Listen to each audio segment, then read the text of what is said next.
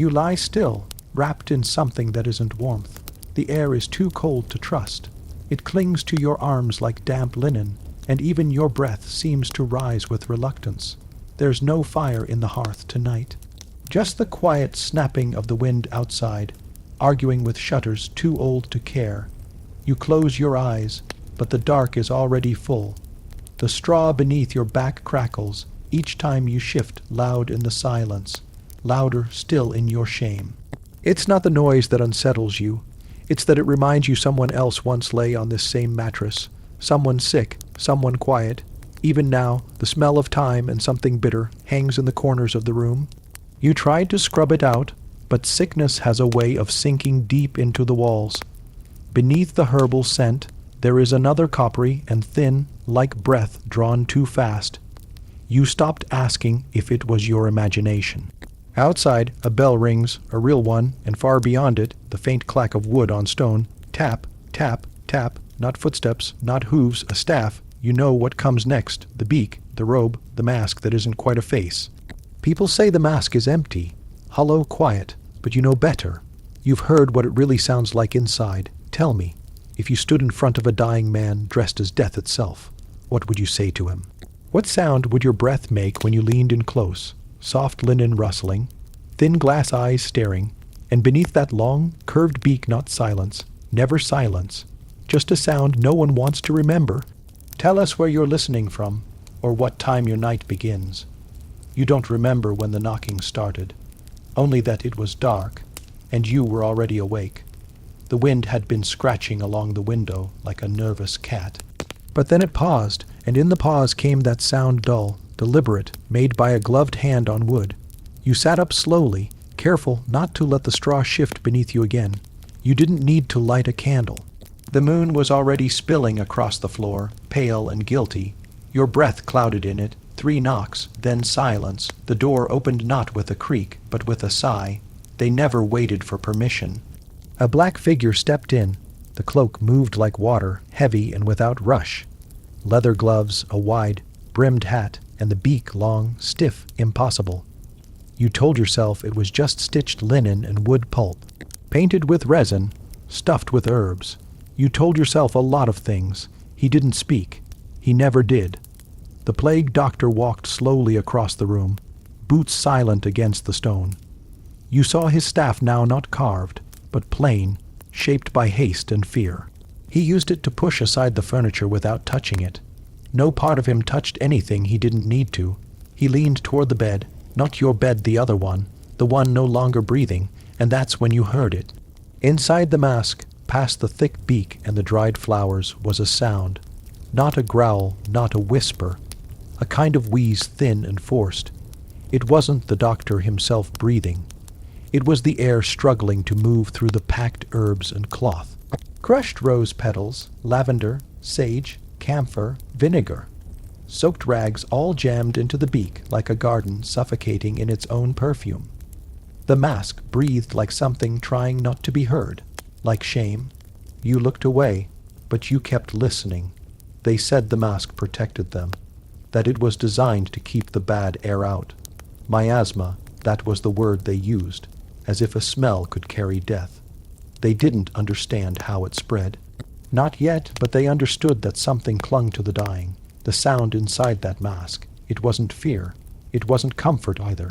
It was the noise a man makes when he has to become an object to survive. A tool.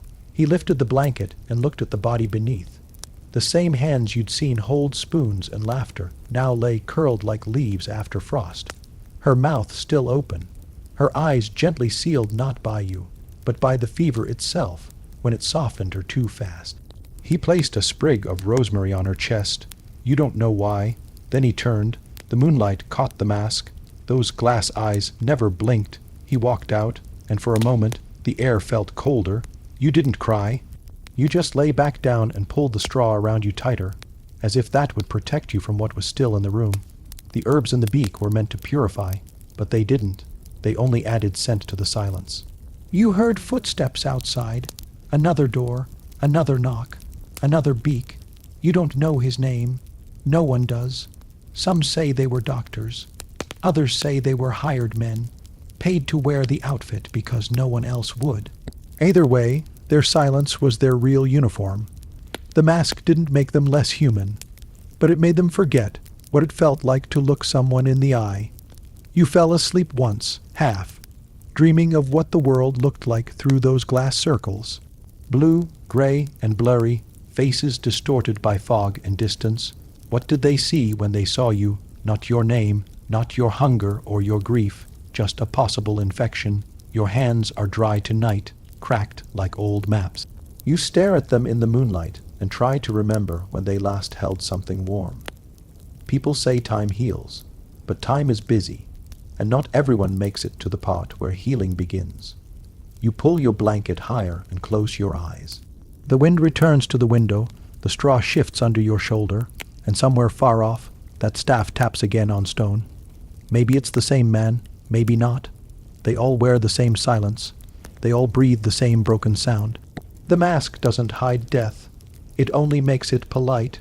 Your mattress sighs under you again, or maybe that was you. You don't say her name aloud. Not anymore. Names have weight, and tonight, you're too tired to lift them. But you still remember the sound the mask made when he leaned over her. A faint wheeze, a garden wilting, not grief, not mercy, just function, and function in this world was the only thing that survived. But that wasn't even the worst part. You don't wake up. You rise, like steam from a pot gone cold, like mist from a graveyard at dawn. There is no sharp break between sleep and morning, only the softness of limbs that no longer ache in the same places, and the quiet shock that your lungs are still working. They don't burn yet. They will one day, but not today. Outside your door the street is hushed. No vendors, no carts, not even the scolding clatter of laundry pails. The silence has become more obedient than the people. Even birds seem to understand they shouldn't be here. You fold the blanket over your bed carefully, not out of neatness, out of guilt. The last hands that lay beneath it are gone, and the lice, at least, have stayed. You step into your shoes. They're hard today, curled in the wrong places from damp and grief. The left one squeaks. So much for dignity. The hallway is colder than the room, as if the walls themselves are mourning in whispers. Someone's candle has been left burning too low, the wax a puddle on the floorboards. You don't ask whose, you already know. The front door sticks. It always does. But you've learned the rhythm now. Press, lift, twist. It groans open like a throat that hasn't spoken in days. The street is not empty. It is still, which is worse. Barrels line the corners, some with lids slightly ajar. You don't look inside. You already made that mistake once. Children used to run along these stones, dragging sticks, shouting names of saints. Now only wind dares run here. It tugs at your sleeves like a child needing comfort. But there are no more children on this street. You walk, slowly, as if your movement might disturb the rot that lingers behind shutters and beneath doorways. You pass one house where a red cross has been painted across the wood. Thick, uneven, fresh. You smell the iron in it before you see the color. You wonder who painted it. You wonder if they knew how long it would take. You keep walking. Your destination is the apothecary, not because you believe it will help, but because movement keeps the ghosts behind you for now, and because there is nothing else to do that doesn't feel like waiting. The apothecary's door is propped open with a broken brick. No bell, just the same smell every time. Vinegar, fennel, mold, salt. Anise drifting like memory from a cracked jar. Inside, he is already measuring powder. He never looks up. You clear your throat, not because you need to speak, but to prove that you still can. He nods. Still doesn't look at you. I have rose hips, he says, and dried angelica root. Nothing else came in. You nod. You don't ask for more. Behind him, bundles of herbs hang like witches in miniature, strung by their ankles. Their leaves are dry now, crumbling at the edges. The rosemary has turned gray. He finally glances up. You'll want to keep breathing steam. You almost smile, as if stopping were an option. He hands you the pouch. You pay in silence 2 copper coins and one that's only half real. He doesn't argue. As you leave, you glance at the shelf near the door. That mask is still there, propped up on a bust that once held a carnival mask. The contrast is cruel. You've seen it up close before. The curve of the beak, the waxed fabric, the way the eye lenses blur everything into a soft grayish shape, as if the world no longer deserves to be seen clearly. You once asked if the beak had a purpose. He answered with a shrug, to keep them from smelling the death, or to make sure they smell only what's been approved. You step outside. The street is even quieter now. Someone has closed a shutter that was open 5 minutes ago. You notice details like that these days, small changes, quiet acts of fear. You turn toward the square. Your shoes thud softly on the stone.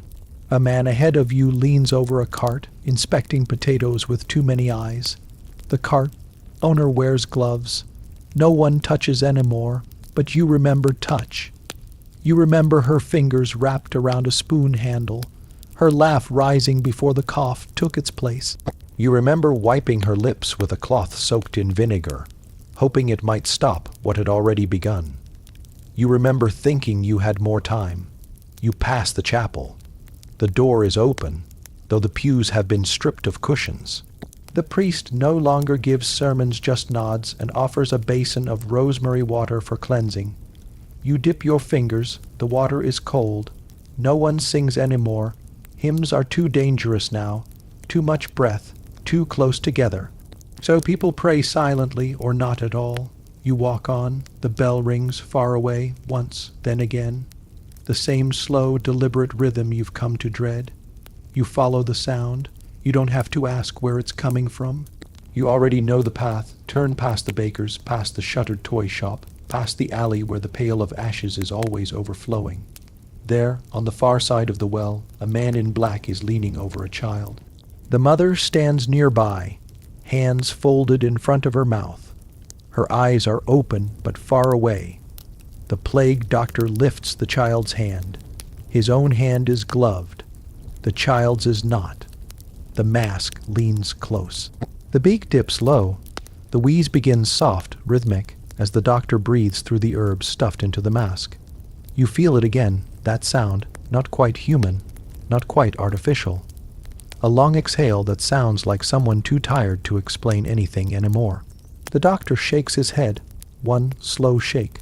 The mother does not cry. She simply bows. The doctor straightens, steps back. He does not remove the mask. He never does. There is no humanity behind it, or too much.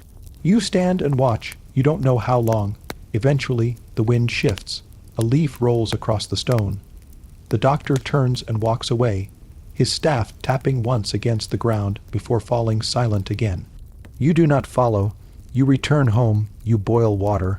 Pour it over dried rose hips. Add a pinch of angelica root. The scent rises, faintly sweet, faintly bitter. You breathe it in. You don't know if it will help. But the mask is not here, and sometimes the only mercy left is not hearing that breath again, that garden of rot and ritual, exhaling through cloth and cracked glass. You sip the tea. It's still too hot. You don't flinch. Outside the bell rings again, and this time no one answers, but that was only the beginning. You don't remember falling asleep, but you wake to breathe on your face, not warm, not human, just the dry, curling exhale of old dust, stirred by a draft that wasn't here when you lay down. Your candle has long since gone out. The hearth is cold, but the scent of burned rosemary still clings to the walls. You sit up slowly. Your joints protest like rusted hinges. The blanket slips from your shoulders in a way that reminds you no one else tucked you in. Not anymore, not since the mask came. It is darker than before. A storm passed, or maybe a fog settled. The shutters moan softly, shifting in their frames, as if the house itself is uneasy. You listen. No bell, no footsteps, no wheeze, but your skin feels watched. You rise. Your shoes are still damp from yesterday. The left one still squeaks, but you wear them anyway because barefoot feels too vulnerable now. Even inside your own house, you pass the chair where she used to sit. You don't look directly at it, just the edge, enough to know it's empty. You step into the hall, and there it is, at the far end, leaning against the wall, a bundle. Wrapped in dark cloth, cinched with twine. You don't remember placing it there. You don't remember touching anything since she was taken. You crouch beside it. Your knees click, a reminder you are still living. Still falling apart, but living. The bundle is small, maybe a satchel, maybe something left behind by the doctor, though they are trained never to forget a thing. You loosen the twine with trembling fingers. Inside, dried herbs, but not ones you recognize, not thyme, not rosemary, not lavender. These are brittle blue petals, stalks blackened at the ends, as if burned while still blooming. A few tiny glass vials roll free from the folds of cloth cloudy, sealed with wax and unlabeled. One of them leaks something faintly golden. You smell it, not perfume, not medicine, something older, animal fat, crushed insects, vinegar, and beneath it all, mint, not the sharp kind, the rotten kind. Like leaves chewed by mice, you drop the vial gently back onto the cloth.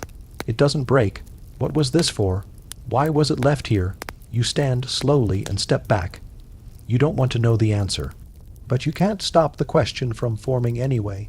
Did they mean for you to find it, or did someone forget? The mask doesn't forget, but the man inside it might. If there is a man, you return to the kitchen. You set water to boil, not because you're thirsty, but because silence needs something to interrupt it. Steam curls from the pot like a prayer that's lost its words. You hold your hands above it, feel the sting. Then the comfort, your palms are dry, rough, not from labor, from constant washing. Vinegar, lye, water, again and again, until your skin peeled and still didn't feel clean. A knock, soft, intentional. You freeze, no one knocks anymore. They enter or they don't. You wait. Another knock, not a pounding, not urgent, a request. You open the door, he's there. Not the same one, or maybe it is. How would you know? They wear the same mask, the same wide brimmed hat, the same black robe stiffened with wax and sweat and fear. The staff, the gloves, the breath, always that breath. You step aside, he enters. You don't speak. Neither does he. But this time, he doesn't move toward a bed or toward a body. He sets something down on your table, a folded page, yellowed, the edges smudged by gloves. Then he lifts his staff and points to the bundle at the end of the hall. You nod, you don't know why, just that it seems expected. He turns, walks back outside, no word, no glance. The door closes without sound. You open the paper, a list of herbs, some crossed out, some marked with tiny slashes. At the bottom, 2 words scribbled in a sharp, hurried hand. Where yours? You stare at the bundle, then at the paper. You didn't ask for this. You're not a physician. You're not anything anymore. Just someone still breathing in a city where most have stopped. But the paper is real. The herbs are real. The vials, the mask. You remember stories from months ago of the city, running out of doctors, of men paid to don the costume, say nothing, do less. Human scarecrows. But even scarecrows wear the mask. You step toward the bundle again. This time you do not hesitate. You untie it fully. Beneath the herbs and vials is a robe, thick, coated, stiff with wax, lined with linen. And there it is, the beaked mask, heavier than it looks, the beak longer, the eye lenses clouded with age or grief. You touch it with both hands. The leather is cold. It does not feel sacred. It does not feel powerful. It feels, used, a thing someone else wore when they were too afraid to be themselves. And now it's yours. You sit in the chair, her chair. You place the mask in your lap. You do not put it on. Not yet. But you feel its weight pressing against your knees. You think of the breath that filled it before, the sound it made, half human, half hollow, and you wonder, if you put it on, would your breath sound the same? Would it sound like morning, or would it sound like nothing at all? But that was not the first thing you had to decide. You watch the mask for a long time, like it might move, like it might speak first. But it doesn't. It just stares back with eyes that aren't eyes, just curved glass windows for someone else's fear. Your thumb drags softly along the edge of the beak. There's a small crack in the leather near the base, where the stitching is loose. Not torn, worn. This has been worn before. You wonder by who. You wonder how many people looked into that faceless face. and whispered their last words. The beak is hollow now, but faint traces of old herbs still cling to the lining. Crushed petals, threads of sage, a curled root that has shriveled to dust. You lift it gently and hear something shift inside, not a breath, not your own, just time. You rise, slowly, because standing is harder these days. Your knees lock. Your back gives a soft ache like paper folding the wrong way. You are still young, but this year has made you older. Everyone here is older now. You carry the mask and robe into the back room. You haven't entered this room since she died. You told yourself it was for air, for healing, for peace, but you knew. You just couldn't face the silence. Now it's worse. It smells like nothing, like dust, like abandonment, not decay that's been cleaned away, but the shape of her body still lingers in the folds of the blanket. You hang the robe over the wooden peg beside the window. It sags forward slightly, like someone trying not to fall asleep standing. You place the mask beside it, and you sit. Not on the bed, on the floor. You breathe, in through the nose, out through the mouth. You do this again and again. Then you raid the list again. Yarrow, wormwood, myrrh, garlic, camphor. Several others are scratched out. Some circled faintly. No explanations. You look at your hands. They are rough, red at the knuckles. Small cuts along the fingers from string, wood, boiling water. Your hands are not healer's hands, but they're not idle either. You close the paper, fold it twice, tuck it into your pocket. Then, like someone walking into someone else's dream, you rise and wrap the robe around your shoulders. It's heavier than you expect, stiff too. It doesn't settle like clothing it perches, like something with claws. You tie the cord at your waist. It takes a few tries. The knot slips. Your fingers tremble more than you admit. The gloves are on the table. You pull them over your hands. They're damp, probably from age, not from anything worse. Though you try not to imagine what soaked into them before they came to you. You pick up the mask last. You hold it in front of your face as if it might offer an answer before you step inside. Then you lower it gently over your head. The world becomes small, muffled, filtered, a cage of your own choosing. Your breath is warm, too warm. The air moves slowly through the dried herbs still caught in the corners of the beak. It doesn't wheeze yet, but it hums, just slightly, the sound of a breath trying to pretend it's alone. You step outside. Your front door feels thinner now. Less like a door, more like a page you've stepped through. The street is gray, not from rain, from ash. You don't know where it's coming from. Someone is burning something, maybe bedding, maybe clothing, maybe memory. A man passes you. He does not nod. He does not run. He simply avoids your gaze. That is the power of the mask, not in what it heals, not in what it hides, but in what it silences. Even those who once knew you now pretend they don't. You walk toward the chapel. You don't know why. It's not faith that guides you, just routine, familiarity. The square is nearly empty. A dog lies beneath the cart, ribs showing. It watches you without moving. Dogs don't fear masks, only people. You enter the chapel. The priest looks up. He does not speak. He just watches as you walk the length of the pews. Your footsteps echo too loudly. They always do in here. You sit, not in a pew, on the steps of the altar. The mask presses against your nose. The lenses fog slightly. Your breath sounds strange to you now, not because of the herbs. Because you're listening too hard, and now you begin to hear it. The real sound, not yours, not your breathing, but the sound this mask once absorbed. The quiet sob of a woman asking if it was already too late. The cough of a child who thought they might still get better. The silence of a man who had no one left to speak for. You sit with those sounds. You don't cry. There are no tears allowed in this mask. The lenses are too smooth. Tears fall inward, not down. You reach into your pocket and touch the list again. Where yours? Who wrote it? A real doctor?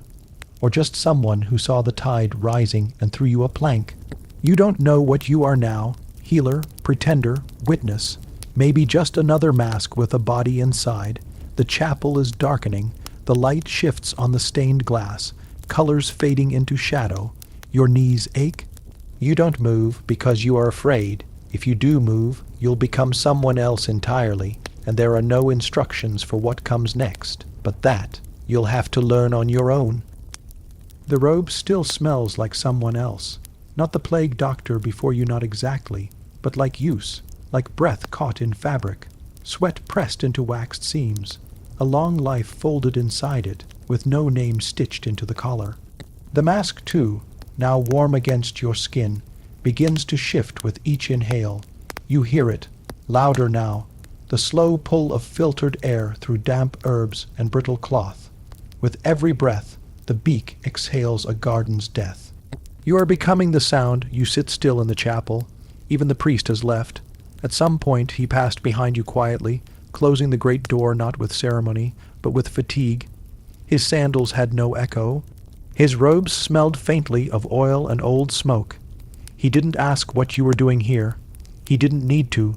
You sit on the steps of the altar with your gloved hands resting in your lap, as if you've always been this way. As if this is how you were born, but you haven't been here long. Only a day ago you were still hiding behind the shutters, still scrubbing her comb, still pouring vinegar down the drain like it would undo anything. Now the mask has taught you something strange. If you sit silently enough, people stop asking what you are. They fill in the story themselves, and they don't ask your name.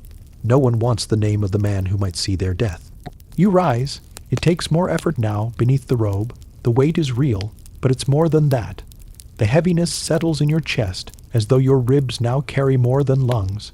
You step carefully down the steps, past the candles, past the cracked basin of rosewater and rosemary, past the fading painting of a saint you can't name anymore, out, back into the street. The air has shifted. It smells of cooked barley now, thick with firewood smoke.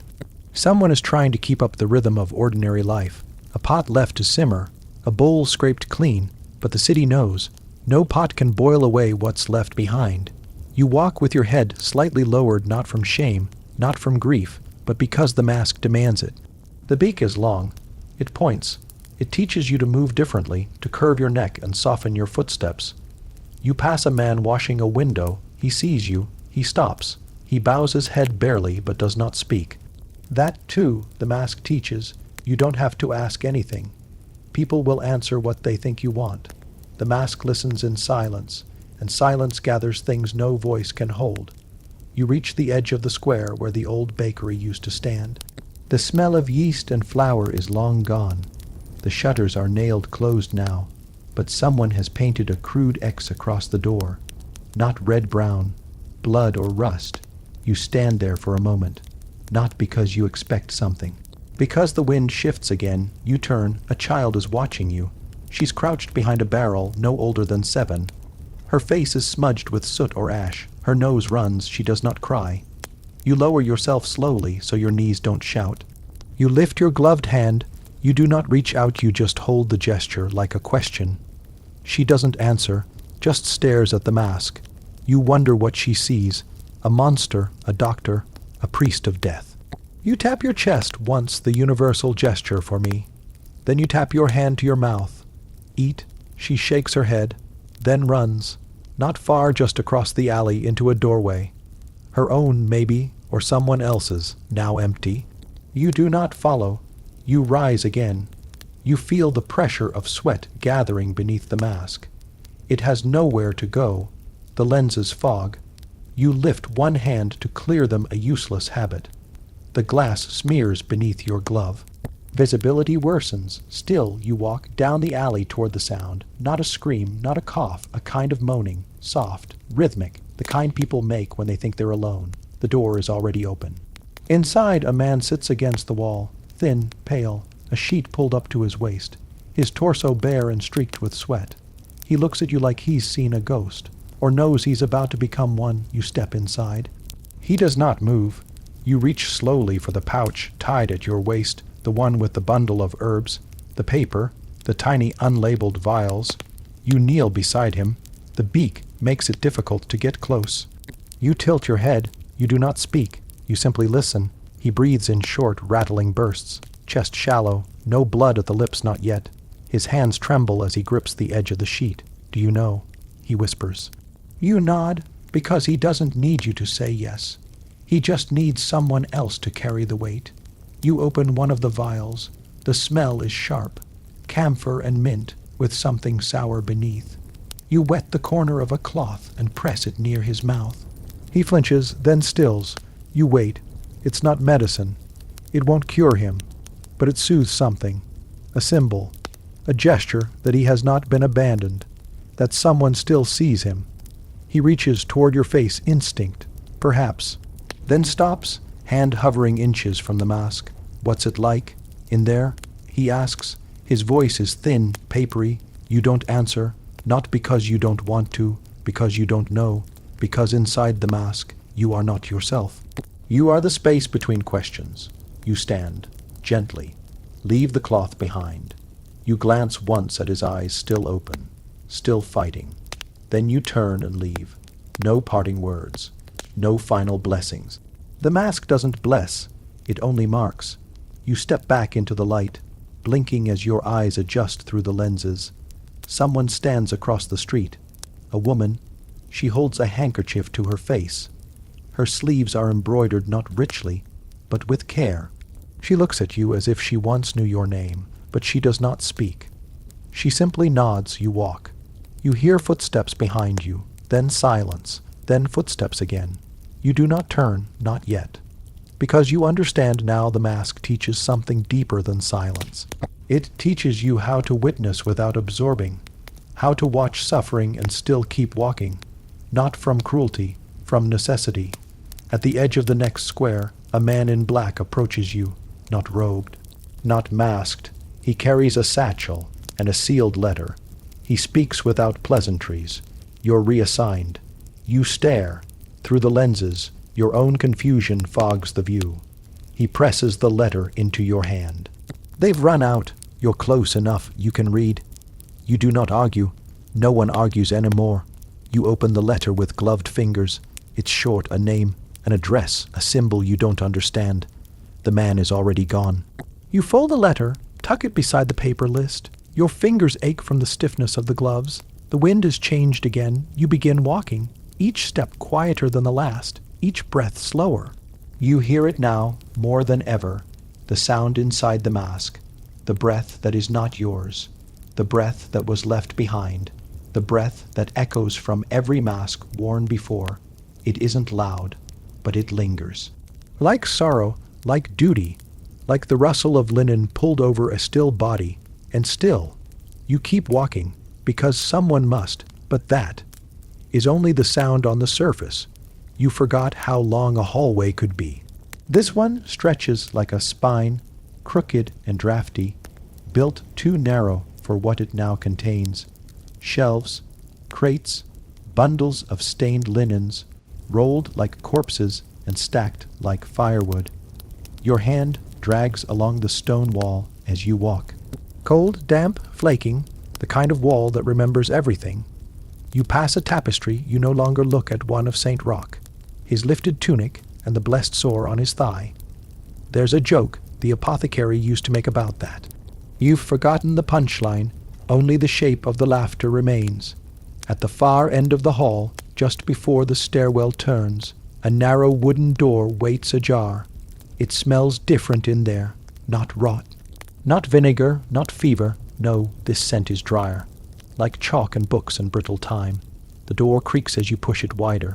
Inside, candles burn low in metal holders. They sweat more than they shine. Dust shivers down in the candlelight like a fall of quiet ash. You step in, and your shadow follows. Low, uncertain. This is the archivum, the record room. You'd forgotten this was here, and yet, it's the first place you should have come. The shelves are packed too tightly, names stitched into leather, tags tied with waxy cord, tiny scrolls tucked into gaps like lost feathers. Your breath fogs. Your fingers trail over a folder marked Parish 12 Pesties. Another one, Outbreak 2. The lettering is neat. Round, written by someone who thought they were writing for the future. There is no future in here, only numbers. There's a little table under the window. Its panes are misted over, and one is cracked. A jagged vein of cold leaking in. You sit, your knees creak. Your body still smells faintly of rosemary oil and the leather of the mask's long beak. Even though you left them both behind in the hallway, it's safe to breathe here, or at least safe enough to pretend. You open the first folder. Inside, parchment, names, ages, a crooked list of causes. You run your fingers down them slowly. Alba, 6 swelling, fever, bleeding Deem, 2 bleeding from mouth. Expired quickly Johann, 67 suspected heart failure. No contact Marie, 19 attended the market, returned pale. Expired next morning, the margins are full of notes. Warnings, crossed out symptoms, doodles. Someone tried to draw the mask. It's lopsided. The beak curves wrong. The eyes are huge, exaggerated like a child's nightmare. But something about the angle is familiar. You realize after a moment that this page is old, older than your mask. This is from the first plague wave, the wave that trained the fear. There's something strange about the records. You look closer. Each death includes a sound not always described, but always present, moaned until silent, screamed then slept, whistling breath, only sobbed, coughed blood in rhythm, then gone. You flip through 3 more records, 5. Each one ends in a noise. It's as if someone believed that the final sound was the soul leaving. You stop at one that simply says, "He sang." You stare at that for a long time. It's written in tiny letters. At the bottom, in a different ink, the rest of the page is clinical, the date, the patient's name, burn 52, cause unknown, likely contamination from linens, expired in the 2nd hour after sunset, mask worn, gloves changed, no priest available, but then that line, softly wedged in, "He sang." You touch the page, it's thin and crisp, like the skin on boiled milk. Someone meant for it to be kept. You wonder if the archivist who wrote it is alive. You wonder if they still remember the sound. The next folder is thicker. There are diagrams here, sketches of the plague doctor's attire, inked outlines of the full garb, gloves, cloak, hat, staff, mask. A note, the mask protects the airways. It is stuffed with aromatic herbs, mint, cloves, lavender, rose petals, camphor, but when breath escapes, it must go somewhere. You pause. The diagram of the mask is detailed. Air enters through the holes just beneath the eyeglass, outflows through the base of the beak. A second note, scribbled faintly, the breath echoes. Mask amplifies it, like a hollow pipe. You sit still for a moment. That's the real sound. You remember it now. That first time you heard your own breath inside the mask. Not the way it felt, but the way it sounded, like wind through a tunnel, like someone else breathing slowly behind you. It is an unsettling thing to hear your life amplified like that, a reminder that you are still alive while others are not. It's no wonder they feared you, not just the beak or the black shape or the fact that you came only when death was certain, but the sound, that long, quiet rasp, a hush with weight to it, a hush that filled rooms. You didn't speak in the mask, but you breathed, and they heard it. Another paper, older, dustier, titled, "Of Superstition and Sound," you skim. In time, the doctor's breath became a herald, the mask a myth, the sound a ghost. Children whispered of the rasp. They said it summoned death, not the plague, not the sickness, but the breathing itself. They believed the doctor's breath could pull out your soul. You sit back. A slow exhale leaves your lips, and for a moment you imagine it curled out through the beak. A phantom sigh, soft and slow and terrible. You understand now. They weren't afraid of death. They were afraid of hearing it coming. Your fingers are numb now. The archivum isn't heated. The candlelight shivers. One guttering flame licks the corner of a page, and you quickly pinch it out. The ash smudges on your fingertips. You taste it without meaning to. Bitter like ink, like regret. You glance back down. One last folder, thinner than the rest. No label, just a red cord tying it closed. You hesitate, then undo the knot. Inside, not a record, but a letter. Addressed. To whom wears the mask next? The ink is faded, but steady. You read. You think you are here to save. You are not. You are here to witness. The mask does not shield you from death. It teaches you how to carry it. There will be days you think the breath inside the mask is your own. It is not. It belongs to every soul you've stood beside. It is their echo. You only borrow it. You will forget your own face. That is the point. When your work is done, there will be no statue, no thanks, no grave. But the breath will remain. May you never mistake silence for peace. The candle beside you gutters again. This time it dies. A little puff of smoke coils upward, then vanishes into the shadows above the rafters. You fold the letter, carefully, then slide it into your pocket, not because you need it, but because someone else will. You stand. The chill creaks. Back into your knees. You press one palm to the table, then to your chest. You are still breathing. No beak, no herbs, no mask, just air, just lungs, and yet the sound remains, even now, faint in your memory, that echoing breath, like a hollow pipe in the dark, a sound that says, you were there. You walk back toward the hallway. The darkness doesn't feel empty, not anymore. You reach the stairwell and descend, one hand on the worn rail. Below, a door creaks open. The scent of rose oil drifts upward. Another patient, another hour, another breath. But that wasn't even the worst. Bart! You don't remember the man's name, only the shape of his spine. He stood like a question mark, bent just enough to suggest either age or shame. His back had that long curve, the kind carved not by illness, but by time spent bowing to things that would not bow back. God's nobles, husbands. He wore no mask, just a soft wool cowl and fingers like dried twigs. When he saw you by the candle, stained corner of the field tent, he didn't speak. He only raised one eyebrow, half amusement, half warning. Then he disappeared behind a flap of canvas, vanishing into the dusk like a thought you almost had. You don't remember his name, but you remember what he was doing. He was burying a sound.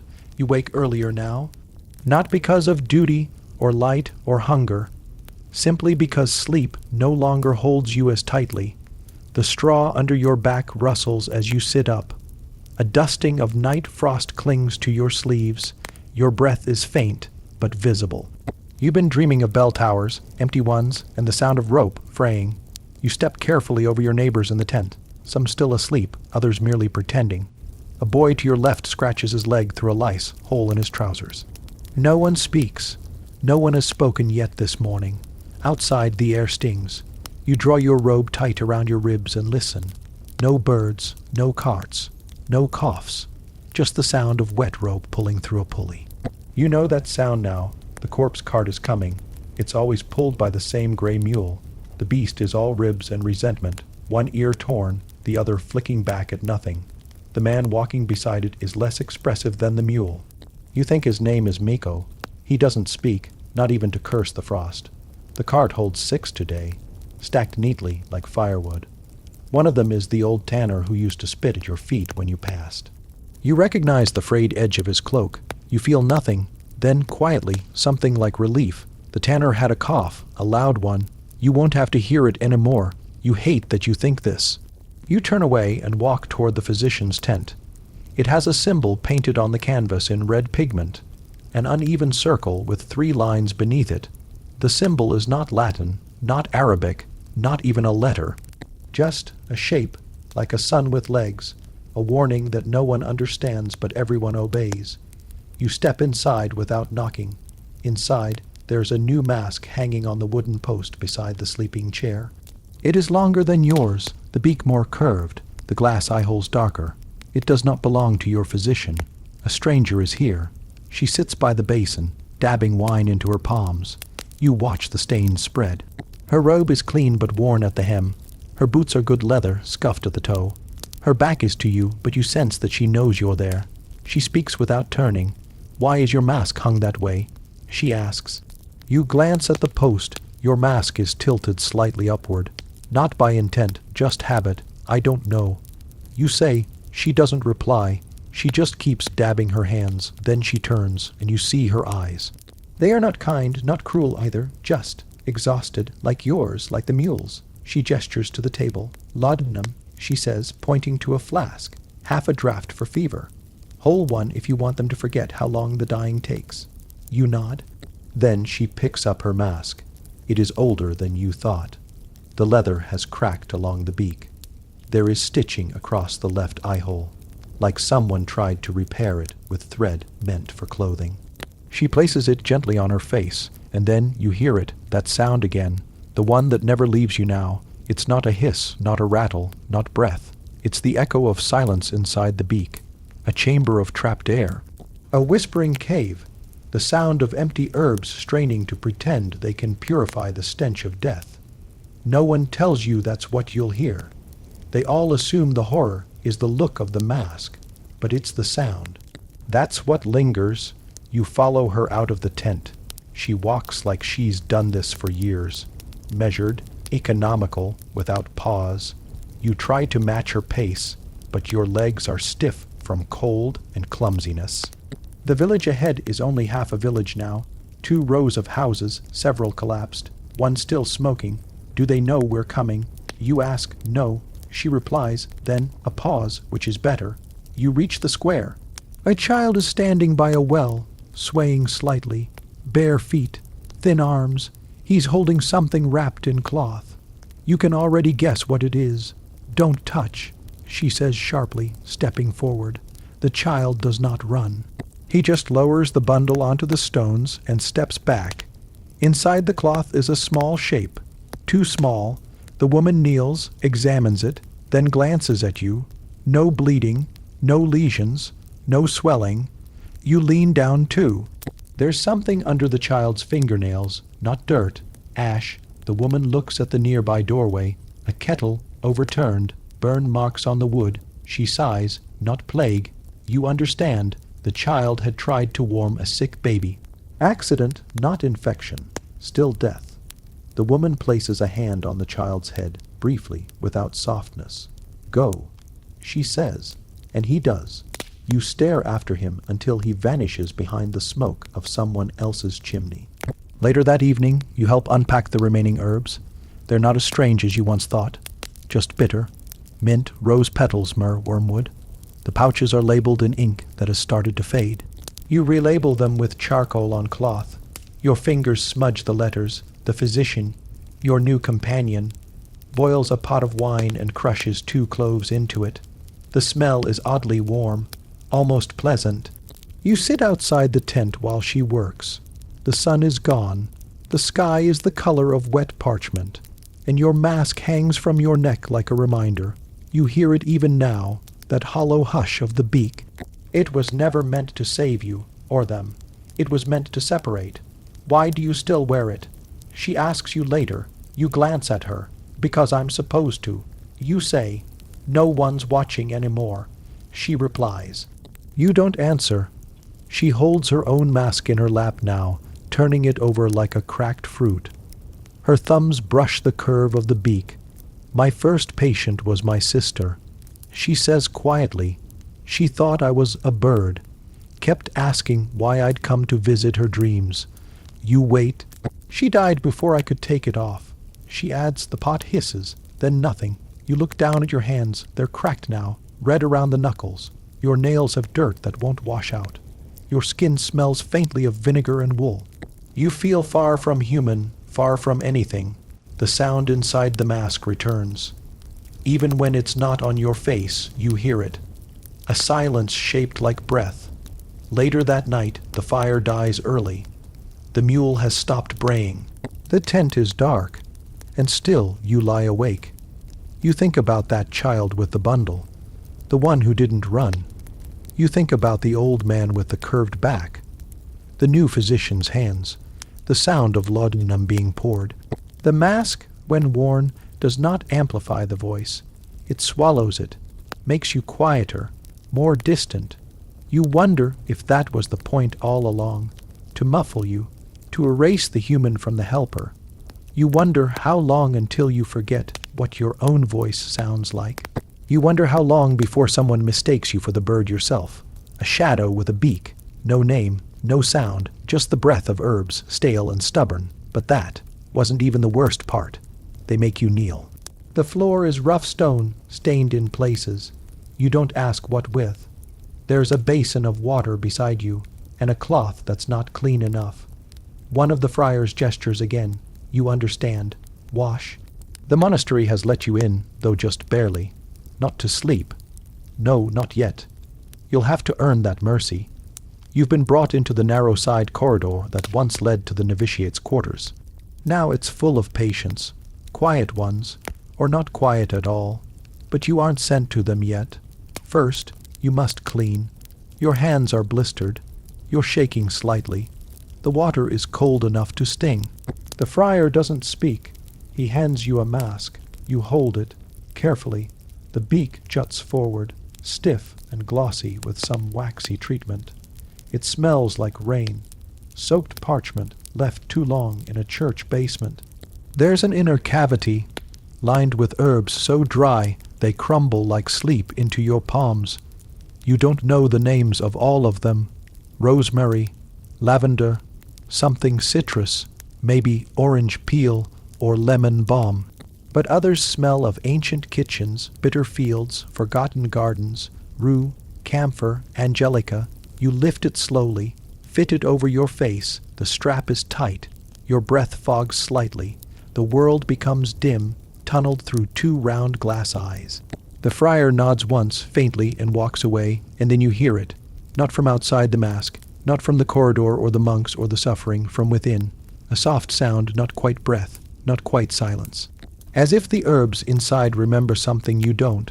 A quiet, pulsing hum, like wind caught in your chest, like the echo of someone else's prayer. You breathe again, it answers. You're not sure if the mask is empty. The patients lie in rows of straw pallets, set too close together. The friar has left you. No one speaks to you. They assume you've been told what to do, or they assume you've been punished. Either way, they let you begin. One man lies curled inward, his legs pulled to his chest like a child.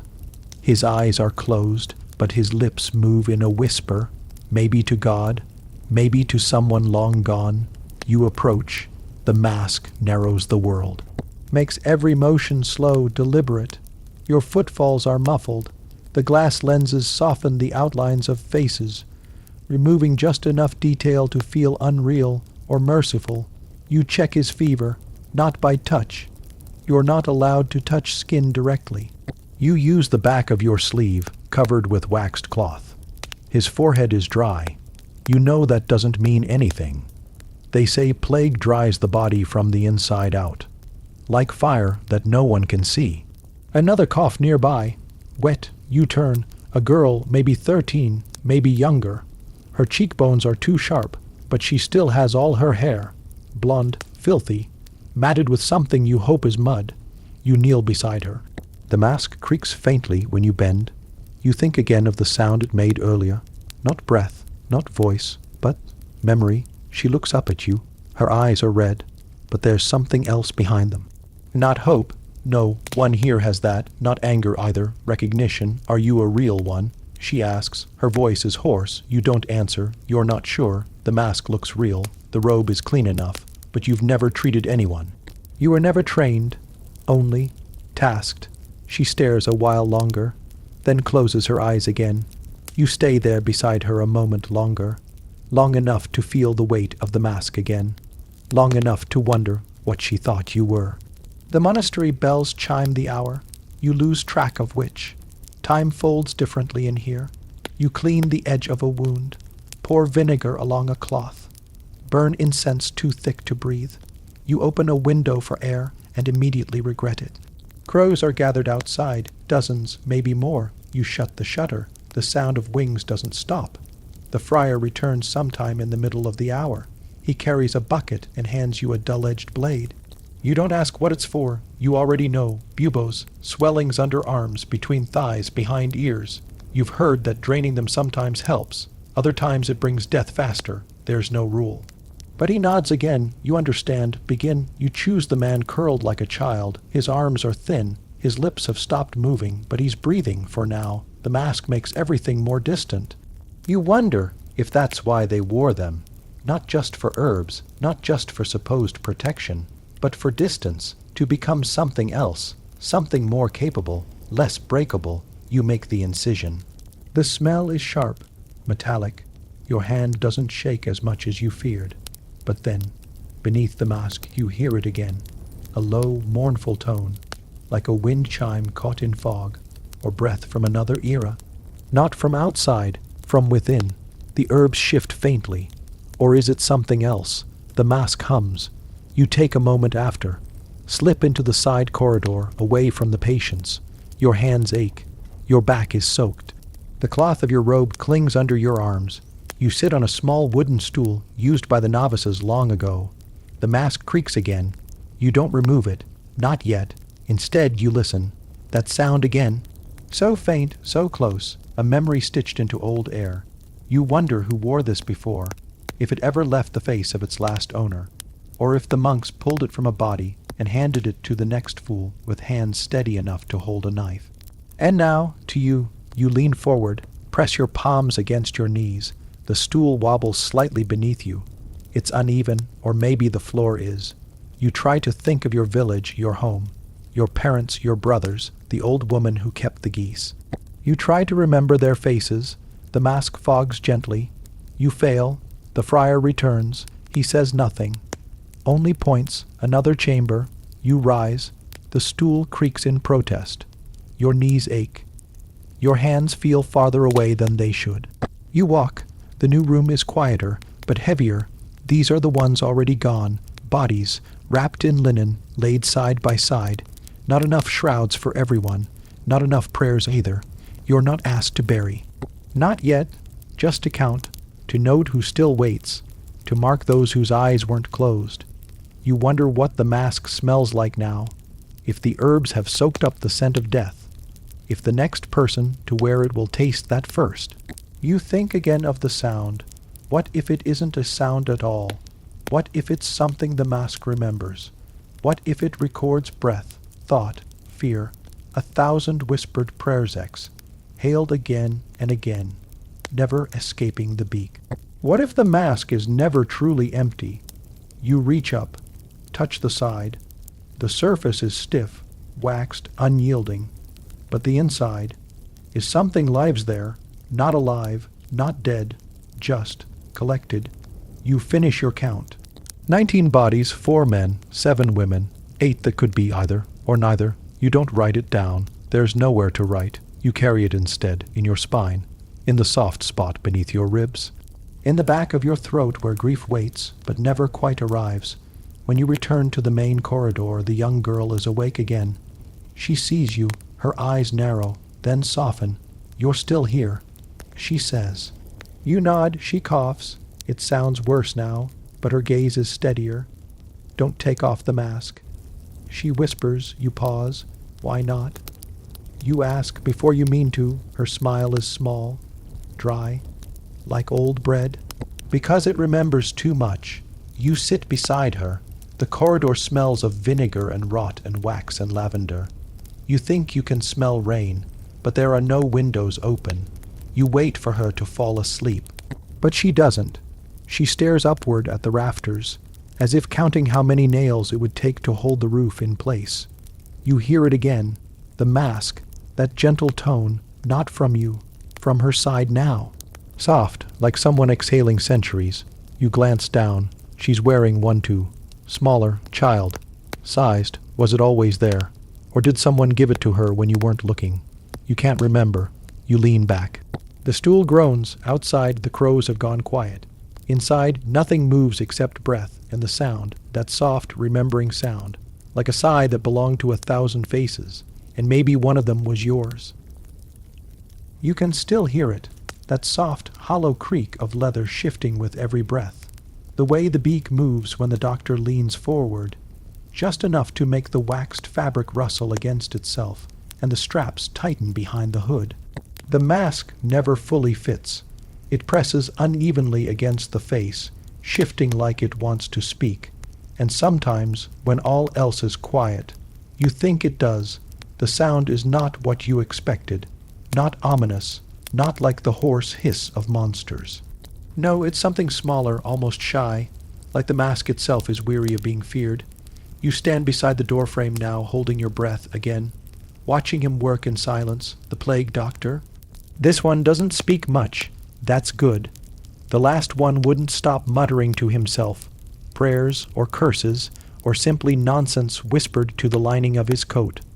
This one just moves like clockwork, like a wind-up thing, Satchel, linen, gloved hands, a bottle of vinegar set gently on the sill, a feather quill, a wedge of bread left wrapped in oilcloth, a mirror, always a mirror, you never asked why. The house behind you breathes like a person asleep and afraid. No candles burn inside anymore. No one can stand the smell. The rags soaked in rosewater and burnt rosemary have long since rotted in the heat. The girl's fever broke yesterday, then returned, then faded again, like a tide that doesn't decide whether to drown or leave the shore alone. You are the one who feeds her now. You chew the crusts until soft and press them gently to her teeth. You wipe the sweat from her eyelids with the edge of your sleeve. You do not cry anymore. That part has already happened. She does not know your name, but she still reaches for your wrist in the dark. The doctor kneels beside her again. You hear the slow squish of leather bending, the cold crack of wax as his sleeve brushes the side of the bed frame. You didn't know sleeves could sound like that. He draws a stick from his bag, a polished wooden tongue depressor, clean as a priest's comb, and slides it carefully beneath her lips. Her mouth does not open. He waits, then sighs. You hear it inside the mask. Faint, softened, caught behind the beak. So this is what it means to watch hope lose interest in its job. Outside, a dog coughs. That's new. You glance out the shutter slats and catch it. Black fur, ribs visible, limping on a hind leg. Sniffing at a torn sack near the alley. The smell of rot doesn't bother the animals anymore. Some of them have become almost proud of it. You wonder, gently, if the dog used to have a name, or if someone still calls it home. When you return your gaze to the sick, the doctor is gone, not fully, just folded into the shadows near the hearth, unfastening a bundle of cloth. The same strange bundle he's unwrapped in 4 homes now. Each time with less ceremony, you know what's inside. A polished brass mirror, not for vanity, for signs. The girl's eyes are glassy, but the doctor holds the mirror beneath her nose, waits, there, a whisper of fog. She lives but faintly, so faintly it hurts more than death would. They say the beaked mask was for protection, stuffed with herbs, juniper, mint, camphor, even myrrh if they could find it. A fumigated snout between you and the world's decay. But that was a myth. Most masks, including his, are stuffed with nothing now. The herbs ran out 3 towns ago. The cloth inside is for show, for comfort, for fear. No one wants to believe the doctor smells what you smell. So the mask says otherwise, but you know better. You saw him gag once. He speaks quietly, tell her a story. He murmurs, you blink. The mask turns toward you, and the bird's eye lenses catch the last glow of the morning sun. Not quite a command, just a tired suggestion. You kneel beside her. Your fingers touch her wrist, cold, not frighteningly cold, but the kind of chill that stays even under blankets. You try to think of a story. Something gentle, something, not real, but the only thing that comes is the tale of your father's soup pot, the one that cracked when he dropped it in the canal, and how he cried, just once, holding it in both arms like it was a child. You tell her that, softly, not because it matters, but because stories, even pointless ones, make time forget its purpose. The doctor doesn't interrupt. He doesn't ask for herbs or cloths or vinegar. He just watches and listens. Maybe he's tired of death. Or maybe he knows the girl is not ready to stay. Not yet. There's another sound, like dry parchment folding. Then another soft creak. You realize it's the mask again. Not from movement, but from breath. He is breathing harder now. You glance over. He doesn't remove the mask, not even to wipe his brow. But you see the fabric tremble at the edges, damp. You notice, for the first time, that one of his gloves is split at the palm. Not a wide tear, but enough to make him afraid. There's a reason they don't bury the doctors with the rest. Too many angry families, too many debts unpaid, so they go alone, or are burned, or are simply forgotten in the fields outside the city, left beneath stones with no name. You do not tell him that. You only glance once at the glove, then look away, because you understand, even if he doesn't say it. The girl twitches. A sound escapes her throat. Wet, brief, then silence. The doctor tilts the mirror again. No mist, not yet. He sets it down slowly, gently, like glass might hear pain, and then, He opens his satchel again. From the folds of wool and parchment, he removes something new. A cone of beeswax, dull yellow, flattened at the tip. You recognize it vaguely. It's a listening cone, a kind of ear trumpet used by midwives for unborn heartbeats, or monks for confessions made by the dying. The doctor places one end on the girl's chest, the other to the base of his mask, and he listens for a long time. You feel your heart matching his silence. Then, finally, he lowers the cone and nods. Once, small, hope again, but gentler this time, like a guest who doesn't knock. You step outside, not far, just past the doorway. The sky is gray with dust, not from clouds, but from the ashes of 6 burned homes. You smell lime and lye, and in the distance the muffled echo of a bell. No one rings it with joy anymore. You sit on the threshold.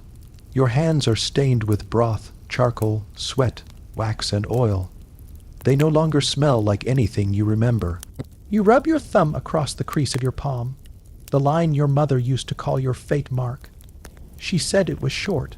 She was right, but she didn't live long enough to see how deep it went. Behind you, the doctor moves again, this time to the window. He opens it just a crack, just enough to let in the cold. The girl's fever might break again. The wind might help, or not. No one knows anymore. In the corner of the room sits a chair. An ordinary thing. Wicker back, scraped legs, half of one rung missing. The doctor stares at it for a long time, then sits, not gracefully, with the full weight of someone who has forgotten how long they've been walking. You don't speak?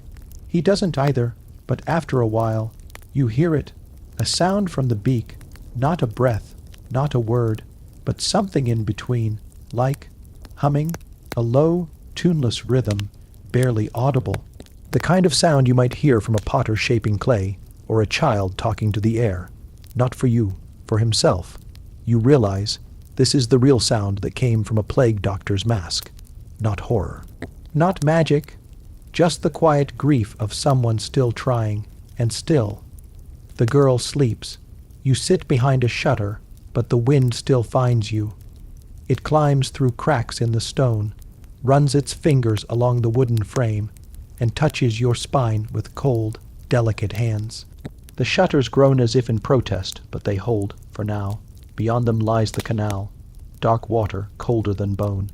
You can't see it, but you can hear it, lapping against the piers in that slow, tidal way. Like someone breathing in sleep. Not far off, a boatman clears his throat. And then silence. Only your own breath remains, shallow, fogged on the inside of your borrowed mask. The bird's beak curves down your chin. You try not to shift too much. If you move, it breaks the seal. You'll smell it all again. Death, sweat, vinegar, rot. That bouquet you thought you'd grow used to. You didn't. It's never just the scent. It's the weight of it. The knowledge that this was once someone's daughter, or father, or servant, or favorite violinist. Now softened beyond recognition. Now curled beneath a linen sheet, stiffened at the edge with blood. You tilt your head. You hear the scrape of a basin, the rustle of wool, and a voice, low, muttering, steady. He's still praying. You've lost count of how many bodies he's burned. The old priest with the bandaged hand. He sprained it last week, dragging a woman out from under a bed. She was hiding there, not from the sickness, but from her husband. You didn't ask why. You rarely do anymore. There are too many people whispering strange things into your ear as they die. Too many truths and confessions and sudden delusions that want you to carry them out of this world. You can't. You're already heavy, even without the robes, even without the brass canister on your hip that once held dried herbs and now carries crumpled prayer notes that no one ever claimed. You lean forward slightly. The shutter's slat gives way just a little, and you see the priest, kneeling in soot, lighting a piece of cloth with a splinter from his taper. His hand shakes. It always does when he has to do this part. The rest he can endure, the anointing, the psalm. But when it comes time to press flame to flesh, even he falters, because burning a body isn't just practical. It smells like sin, You draw your cloak closer. The doctor's robe creaks faintly. Oiled linen, stiff and protective, like a wall between you and the world. But not thick enough. Never thick enough to keep the sound out. There is a cry from the alley. You know it's not a baby, not exactly. That tone, sharp, hoarse, repeated. It's an old man who's been left too long. You'd seen him earlier, shivering in the doorway, clutching a pot of cold stew. No one dared go near. Not even the rats. You close your eyes, and the darkness behind your eyelids is softer than the one out here. There, in the quiet, you remember something strange. A sound that wasn't moaning or coughing, or the slosh of fluid being poured from a boot. It was whistling 2 days ago, just at the edge of the meat market where the butchers had taken to selling pigeons and dried petals in place of veal. You remember standing very still, the mask's beak catching the scent of rosemary and soot, and hearing that sound. A rising note, then a fall, a fragment of a tune you once heard as a child, played by a traveling merchant who sang of boats shaped like shoes and mice who wore spectacles. But when you turned the corner, no one was there. Only a chalk outline on a door, and a sprig of dried lavender nailed beside it. You've been thinking of that sound ever since, because it didn't belong. Not here. Not in this century of rot and silence. Not in this world where birds don't sing unless they're being roasted. But it was real, or you hope it was. Maybe that's the same thing now. You breathe out slowly. Your ribs ache, probably from sleeping on the floor again. You'd tried the cot last night, but something had died beneath it. A mouse, you guessed, until you saw the hand, small, curled, palm up, as if waiting. You moved your cot against the window instead, and tried not to think about how many souls had stretched their fingers toward help before slipping away. How many hands were still reaching. You hear the fire crackle louder. You open your eyes again. The priest is done. The body's gone now. A pile of gray ash and bone shard that will be swept into the canal after nightfall. No burial, no monument, no name. Just one less risk. And then another door opens. You tense. Instinct. It always happens now. A girl steps out. Not more than 13. Hair like storm. Drenched wool. She's holding something carefully in both hands. A mask. Not like yours. It's made of paper. Paper, wax, and twine. Sloppily painted to resemble yours, but the beak droops slightly, like a wilted petal. She's trying to make herself invisible, safe, untouchable. You know it won't work, but she walks with such seriousness, each step careful, as if she's afraid to crush something beneath her feet. You glance at the priest, but he doesn't see her. You do. She stops by a door marked with a cross of red paint. A house you haven't dared enter. She crouches, sets down a bowl, and knocks 3 times. Then she runs, not far, just around the corner. She watches, waiting to see if anyone inside will open the door. If the bowl will be taken, you whisper something you once read in a forgotten ledger. Kindness is not sterile. The bowl remains untouched, but the door creaks. A shadow stirs. A sleeve appears, and the bowl disappears into the dark. The girl exhales, turns, begins walking again. You don't know her name. You want to, but that's dangerous. Names are the start of stories, and you're trying not to add any more. You press your hand to your mask. The strap is loose again. You'll need to tighten it before you walk. Otherwise, the smell will seep in or out. Sometimes you forget which is worse. You stand. Your knees crack. Another little betrayal. Your joints have started making more noise than your words. But the priest hears you and turns. His eyes meet yours through the slits in his own mask. He nods. You nod back. It's the only ceremony left. The two of you, surviving one more day without succumbing to the sound of it all. Because it's not the silence that haunts you. It's the things that do make noise. The creak of a chair with no one in it. The clatter of a spoon dropped by fingers too weak to grip. The echo of a child's voice asking, "Why is the sky always gray now?" You never had the answer, still don't, but tonight, as you step into the alley, the cold presses against your gloves like breath. And the girl's mask sits in your memory like an omen, that handmade beak dripping with wax and effort. You remember something your old mentor once told you. The mask doesn't protect you from death. It just reminds you who you are underneath. You didn't understand then. You do now. You walk past a wall where someone has painted a phrase in coal. Kai indasa il becco non piange. Who wears the beak does not cry. You want to laugh or weep, but you do neither. Instead, you walk toward the edge of the canal, where the priest has gone to toss the ashes. You pause halfway there, because again you hear it. The whistle, this time. It's clearer, and it's coming from inside your mask. Just faintly, a tiny draft caught in the curve of the beak, turning the seam into a reed. You hold still, and the note rises, then falls, then fades, like something being remembered by accident or forgiven. You touch the mask again. It's not music, not exactly. It's the sound of breath in a world that's forgotten how to exhale. And you wonder, was this the real sound people heard? Not the cough, not the scream, not the chant, but this strange, soft whistle. The last little song of the living, wrapped in linen and spice. If someone stood close enough, if they listened hard enough, would they hear the mask sing? Or would they mistake it for wind? You stand there in that thought, still listening. The canal ripples. The girl vanishes around the bend, the priest too, but the sound lingers inside your mask or your memory. You can't be sure anymore, and maybe that's the point. The robe still smells like someone else, not the plague doctor before you, not exactly, but like use, like breath caught in fabric, sweat pressed into waxed seams, a long life folded inside it, with no name stitched into the collar. The mask, too, now warm against your skin, begins to shift with each inhale. You hear it, louder now, the slow pull of filtered air through damp herbs and brittle cloth. With every breath, the beak exhales a garden's death. You are becoming the sound. You sit still in the chapel. Even the priest has left. At some point he passed behind you quietly, closing the great door not with ceremony, but with fatigue. His sandals had no echo. His robes smelled faintly of oil and old smoke. He didn't ask what you were doing here. He didn't need to. You sit on the steps of the altar with your gloved hands resting in your lap, as if you've always been this way. As if this is how you were born, but you haven't been here long.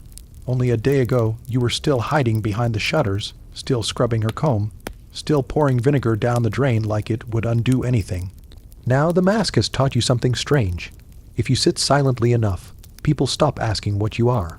They fill in the story themselves, and they don't ask your name. No one wants the name of the man who might see their death. You rise. It takes more effort now beneath the robe. The weight is real, but it's more than that. The heaviness settles in your chest as though your ribs now carry more than lungs.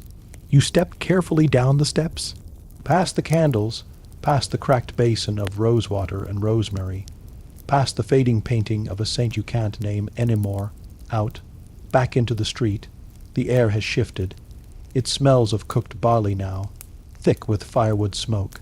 Someone is trying to keep up the rhythm of ordinary life. A pot left to simmer, a bowl scraped clean, but the city knows. No pot can boil away what's left behind. You walk with your head slightly lowered, not from shame, not from grief, but because the mask demands it. The beak is long. It points. It teaches you to move differently, to curve your neck and soften your footsteps. You pass a man washing a window. He sees you. He stops. He bows his head barely, but does not speak. That, too, the mask teaches. You don't have to ask anything.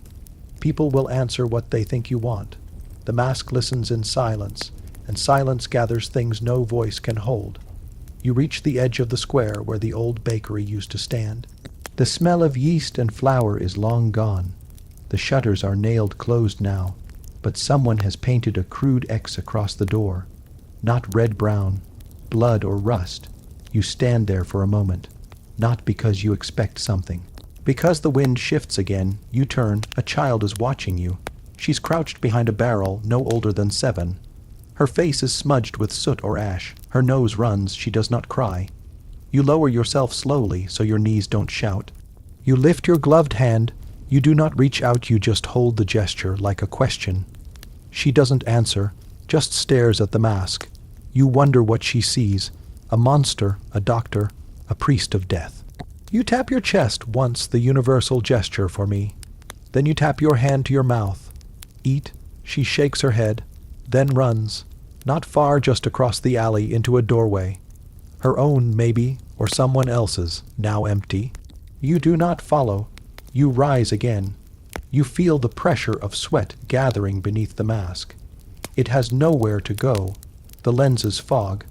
You lift one hand to clear them, a useless habit. The glass smears beneath your glove. Visibility worsens. Still, you walk down the alley toward the sound. Not a scream, not a cough, a kind of moaning, soft, rhythmic, the kind people make when they think they're alone. The door is already open. Inside, a man sits against the wall, thin, pale, a sheet pulled up to his waist, his torso bare and streaked with sweat. He looks at you like he's seen a ghost, or knows he's about to become one. You step inside. He does not move. You reach slowly for the pouch tied at your waist, the one with the bundle of herbs, the paper, the tiny unlabeled vials. You kneel beside him. The beak makes it difficult to get close. You tilt your head. You do not speak. You simply listen. He breathes in short, rattling bursts, chest shallow, no blood at the lips, not yet. His hands tremble as he grips the edge of the sheet. Do you know? He whispers. You nod, because he doesn't need you to say yes. He just needs someone else to carry the weight. You open one of the vials. The smell is sharp, camphor and mint, with something sour beneath. You wet the corner of a cloth and press it near his mouth. He flinches, then stills. You wait. It's not medicine. It won't cure him, but it soothes something.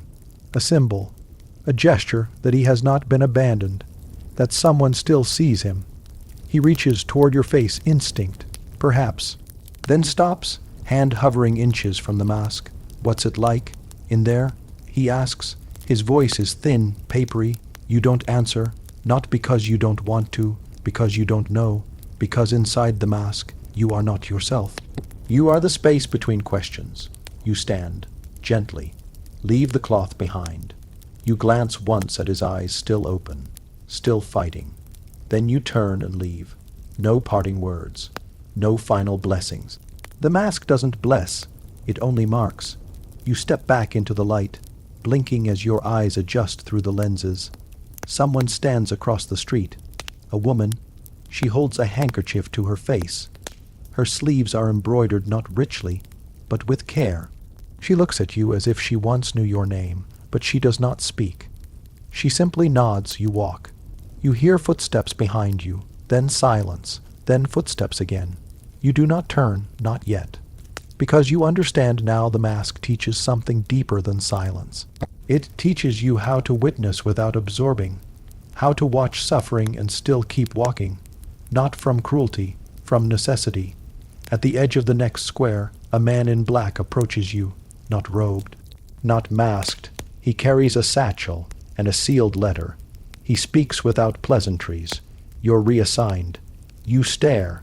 Through the lenses, your own confusion fogs the view. He presses the letter into your hand. They've run out. You're close enough. You can read. You do not argue. No one argues anymore. You open the letter with gloved fingers. It's short, a name, an address, a symbol you don't understand. The man is already gone. You fold the letter, tuck it beside the paper list. Your fingers ache from the stiffness of the gloves. The wind has changed again. You begin walking, each step quieter than the last, each breath slower. You hear it now, more than ever, the sound inside the mask, the breath that is not yours, the breath that was left behind, the breath that echoes from every mask worn before. It isn't loud, but it lingers. Like sorrow, like duty, like the rustle of linen pulled over a still body, and still, you keep walking, because someone must, but that is only the sound on the surface. You forgot how long a hallway could be. This one stretches like a spine, crooked and drafty, built too narrow for what it now contains. Shelves, crates, bundles of stained linens, rolled like corpses and stacked like firewood. Your hand drags along the stone wall as you walk. Cold, damp, flaking, the kind of wall that remembers everything. You pass a tapestry. You no longer look at one of St. Roch, his lifted tunic and the blessed sore on his thigh. There's a joke the apothecary used to make about that. You've forgotten the punchline, only the shape of the laughter remains. At the far end of the hall, just before the stairwell turns, a narrow wooden door waits ajar. It smells different in there, not rot. Not vinegar, not fever, no, this scent is drier. Like chalk and books and brittle time. The door creaks as you push it wider. Inside, candles burn low in metal holders. They sweat more than they shine. Dust shivers down in the candlelight like a fall of quiet ash. You step in, and your shadow follows. Low, uncertain. This is the archivum, the record room. You'd forgotten this was here, and yet, it's the first place you should have come. The shelves are packed too tightly, names stitched into leather, tags tied with waxy cord, tiny scrolls tucked into gaps like lost feathers. Your breath fogs. Your fingers trail over a folder marked Parish 12 Pesties. Another one, Outbreak 2. The lettering is neat. Round, written by someone who thought they were writing for the future. There is no future in here, only numbers. There's a little table under the window. Its panes are misted over, and one is cracked. Jagged vein of cold leaking in. You sit, your knees creak. Your body still smells faintly of rosemary oil and the leather of the mask's long beak, even though you left them both behind in the hallway. It's safe to breathe here, or at least safe enough to pretend. You open the first folder. Inside, parchment, names, ages, a crooked list of causes. You run your fingers down them slowly. Alba, 6 swelling, fever, bleeding Deem, 2 bleeding from mouth. Expired quickly Johann, 67 suspected heart failure. No contact Marie, 19 attended the market, returned pale. Expired next morning, the margins are full of notes. Warnings, crossed out symptoms, doodles. Someone tried to draw the mask. It's lopsided. The beak curves wrong. The eyes are huge eggs, agerated like a child's nightmare. But something about the angle is familiar. You realize after a moment that this page is old, older than your mask. This is from the first plague wave, the wave that trained the fear. There's something strange about the records. You look closer. Each death includes a sound not always described, but always present, moaned until silent, screamed then slept, whistling breath, only sobbed, coughed blood in rhythm, then gone. You flip through 3 more records, 5. Each one ends in a noise. It's as if someone believed that the final sound was the soul leaving. You stop at one that simply says, "He sang." You stare at that for a long time. It's written in tiny letters. At the bottom, in a different ink, the rest of the page is clinical, the date, the patient's name, burn 52, cause unknown, likely contamination from linens, expired in the 2nd hour after sunset, mask worn, gloves changed, no priest available, but then that line, softly wedged in, he sang. You touch the page, it's thin and crisp, like the skin on boiled milk. Someone meant for it to be kept. You wonder if the archivist who wrote it is alive. You wonder if they still remember the sound. The next folder is thicker. There are diagrams here, sketches of the plague doctor's attire, inked outlines of the full garb, gloves, cloak, hat, staff, mask. A note, the mask protects the airways. It is stuffed with aromatic herbs, mint, cloves, lavender, rose petals, camphor, but when breath escapes, it must go somewhere. You pause. The diagram of the mask is detailed. Air enters through the holes just beneath the eyeglass, outflows through the base of the beak. A second note, scribbled faintly. The breath echoes. Mask amplifies it, like a hollow pipe. You sit still for a moment. That's the real sound. You remember it now. That first time you heard your own breath inside the mask. Not the way it felt, but the way it sounded, like wind through a tunnel. The mask no longer smells like herbs. You've worn it for too many days now, in too many places where the air doesn't move, where windows are nailed shut with strips of linen soaked in vinegar, where shutters close and nobody answers, where the smell of rosemary and rue cannot drown out what lingers beneath, wet wool, rotting wood, and bodies that once were prayers. Sometimes it gets quiet enough to hear your own breath echoing in the hollow beak. Not the sound it made at first, fresh and clean like a whisper in a chapel, but something older, rougher, a breath touched by ash. You wonder if the mask hears you back. It's morning, supposedly, but the light outside is the color of paper soaked in smoke, faint yellowed like old vellum. You rub the stiffness out of your fingers and cinch the leather mask strap again behind your head. The skin beneath is sore, tender like it's been kissed by cold iron. Your hands move automatically now. Robes, gloves, stick, mask, all armor, all ceremony, the ritual matters, even if it doesn't protect you, especially if it doesn't. You step out, and the first thing you see is her. She stands in the alley beside the apothecary, dressed in mourning. Not formal black, but something stranger, more theatrical, a charcoal veil with sharp lacework, gloves dyed with ink and tears. Her head is tilted like a bird's, and she watches you without blinking. You say nothing. Neither does she. Only the sound of your footsteps, soft on the stone, fills the stillness between you. You nod once, a quiet greeting, a question you don't ask. She turns and walks into the side street behind the chapel, disappearing like steam. You are left with the smell of burnt tallow and dried fruit and old fabric and something else. Fear, maybe, or memory. You keep walking. The parish records say the Osham boy still breathes. 6 years old. Pale skin, hollow eyes, lungs like paper. When he coughs, he sounds like a scroll tearing. His mother swears he will recover. His grandmother already prepares the white cloth. You knock. The door opens by inches. Inside, the air is heavy with mulled cider and sorrow. The boy lies beneath a knitted wool blanket, sweating even though the air is cold. His eyes open when you enter, and for a moment he tries to smile. You do not speak. The mask doesn't allow it, not really. Instead, you reach for your pouch. You place a sprig of mint by his bedside. You check his pulse. You listen to the lungs, both weak. The right one barely moves. You nod to the mother, slowly, solemnly, and she cries as though you'd said the worst thing imaginable. By afternoon, the mask begins to tighten, not physically, though the leather is stiff from last night's rain, but in its meaning. It presses on you, carries weight. At first, people stared at you with hope, then fear. Now they barely look at all. The bell on your walking stick mocks you from down the street. No one wants to hear that sound anymore. No one wants to hear the wooden chime of death's assistant. They shut their doors. They turn their backs. They light candles and whisper prayers, but not for you. You are a symptom now, not a cure. You sit on the church steps as evening falls. Your knees ache. Your hands smell like vinegar and dried thyme and wax. Children used to ask if you had a bird's head. Now they don't ask anything at all.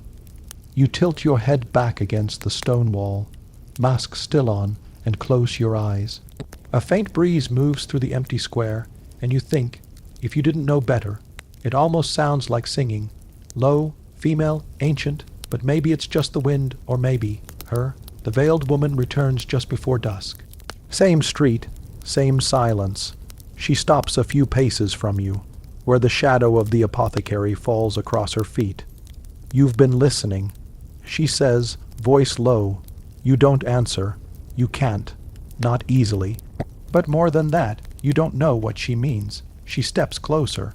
The mask, she continues. It doesn't just filter what you breathe. It remembers what you've seen. You blink slowly behind the lenses. Dry humor flickers inside your chest like a tired match. You think, wonderful, my mask has a better memory than I do. But you only nod. She reaches into her cloak and withdraws something. A bundle wrapped in dark cloth. She places it at your feet for the sound, she says, then turns and walks away again. You wait until the street is empty before you reach for it. The cloth is soft, fine linen, dyed with walnut husks and dried sage. Inside a flute, no, something smaller, carved from bone, not wood, a whistle, the kind used by shepherds in the hills, smooth and pale and old. You lift it gently, turning it over. There are etchings. Small ones, marks worn down by time, not Latin, not Greek, but something older, something rural, maybe pre-Christian, maybe not language at all. Just symbols, for weather, maybe for breath. You don't blow into it. Not yet. Instead, you place it inside your bag, beside the sprigs of angelica root and the red, tinted glass vial. You rise slowly, knees stiff, and move toward the last house on your list, the Asham boy's grandmother. Her name is Sybil. She doesn't lock her door. Inside, everything is silent, but not dead, just paused. She sits by the hearth with a spoon in her lap and a stack of folded linens on the table. The fire has gone out. Her cat sleeps on the sill. She looks up when you enter and gives a slow, exhausted nod. You check her eyes, clear, her pulse, steady her breath, shallow but clean. You pass your hand over the hearth's edge and feel the faint warmth from yesterday. You point at the kettle, then at her cup. She shrugs, no appetite. She mutters, can't eat with the boy dying across town. You nod. You leave a packet of dried lemon balm on the table, not for health. You murmur through the mask's leather mouth. Just taste. She almost smiles. Later you walk home by torchlight. The wind has picked up. Your robes flap softly around your legs. You count the bell tolls. 1 for each hour since midnight. 11. Too late for the sick. Too early for the dead. You reach your door and step inside. And for the first time in days, you remove the mask while still standing. It makes a sound when it comes off soft, damp, hollow. Like a sigh through centuries, you stare at it. The lenses fog slightly from your breath. The beak glistens where sweat and steam collected inside. The herbs are dry and brittle. You reach for the bone whistle. You hold it to your lips, not to play, just to feel the shape of it, the curve, the cold, and then one breath, one small, careful puff of air. It doesn't sound like a song. It sounds like the wind remembering a name. The mask, resting on your table, seems to tilt slightly. And you wonder, was the sound meant to warn, to soothe, to remind, or was it meant for something else entirely, something you still haven't heard? You place the whistle back in its cloth, and you sit in silence, listening, but that wasn't even the strangest thing she left behind, like someone else breathing, slowly, behind you. It is an unsettling thing to hear your life amplified like that. A reminder that you are still alive while others are not. It's no wonder they feared you. Not just the beak, or the black shape, or the fact that you came only when death was certain, but the sound. That long, quiet rasp, a hush with weight to it, a hush that filled rooms. You didn't speak in the mask, but you breathed and they heard it. Another paper, older, dustier, titled Of Superstition and Sound. You skim. In time, the doctor's breath became a herald, the mask a myth, the sound a ghost. Children whispered of the rasp. They said it summoned death. Not the plague, not the sickness, but the breathing itself. They believed the doctor's breath could pull out your soul. You sit back. A slow exhale leaves your lips, and for a moment you imagine it curled out through the beak. A phantom sigh, soft and slow and terrible. You understand now. They weren't afraid of death. They were afraid of hearing it coming. Your fingers are numb now. The archivum isn't heated. The candlelight shivers. One guttering flame licks the corner of a page, and you quickly pinch it out. The ash smudges on your fingertips. You taste it without meaning to. Bitter, like ink, like regret. You glance back down. One last folder, thinner than the rest. No label, just a red cord tying it closed. You hesitate, then undo the knot. Inside, not a record, but a letter. Addressed, to whom wears the mask next. The ink is faded, but steady. You read. You think you are here to save. You are not. You are here to witness. The mask does not shield you from death. It teaches you how to carry it. There will be days you think the breath inside the mask is your own. It is not. It belongs to every soul you've stood beside. It is their echo. You only borrow it. You will forget your own face. That is the point. When your work is done, there will be no statue, no thanks, no grave. But the breath will remain. May you never mistake silence for peace. The candle beside you gutters again. This time it dies. A little puff of smoke coils upward, then vanishes into the shadows above the rafters. You fold the letter, carefully, then slide it into your pocket. Not because you need it, but because someone else will. You stand. The chill creaks back into your knees. You press one palm to the table, then to your chest. You are still breathing, no beak, no herbs, no mask, just air, just lungs, and yet the sound remains, even now, faint in your memory, that echoing breath, like a hollow pipe in the dark, a sound that says, you were there. You walk back toward the hallway. The darkness doesn't feel empty, not anymore. You reach the stairwell and descend, one hand on the worn rail. Below, a door creaks open. The scent of rose oil drifts upward. Another patient, another hour, another breath, but that wasn't even the worst part. The winter outside has swallowed all light. You press a palm to the window, but the frost bites your skin and leaves a foggy ghost behind. It fades quickly, like a sigh that doesn't matter. No one is walking the alley this late. Not even the rats. A candle flickers near your bed of rags, and the flame leans to the side, whispering with every draft. It smells faintly of sheep tallow and burnt lint.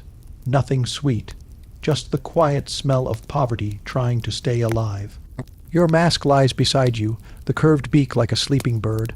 Hollow, harmless now, but earlier it had been wet with your breath. Hot inside, cold outside. Your every exhale gathered in the tunnel of that beak, condensing, collecting in the linen soaked with herbs and vinegar. No, not vinegar today. Dried rose petals and clove dust, stuffed into the dark. The scent clung to your lips afterward, and to the air around the bed where that boy lay dying. He had coughed until his throat bled, then stopped. You watched his mother hold a hand over his eyes and murmur something too soft for anyone but God to hear. You didn't speak. There is nothing left to say when the swelling reaches the armpits and turns black. They're all waiting for it to be over. Even the air, even you. You sit now in the silence of your rented room. The wood creaks under your legs. The candle sways. The mask waits beside you, open-eyed and unblinking.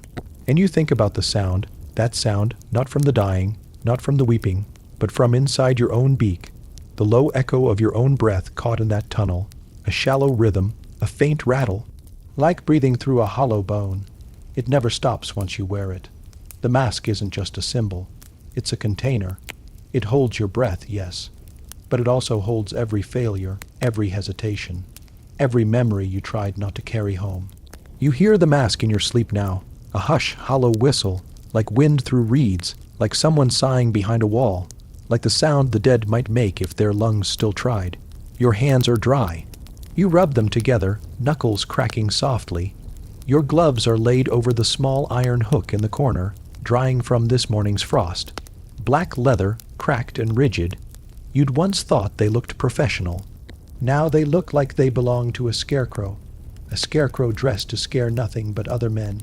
A knock startles you, not a loud one, just the faintest tap against the lower panel of your crooked door.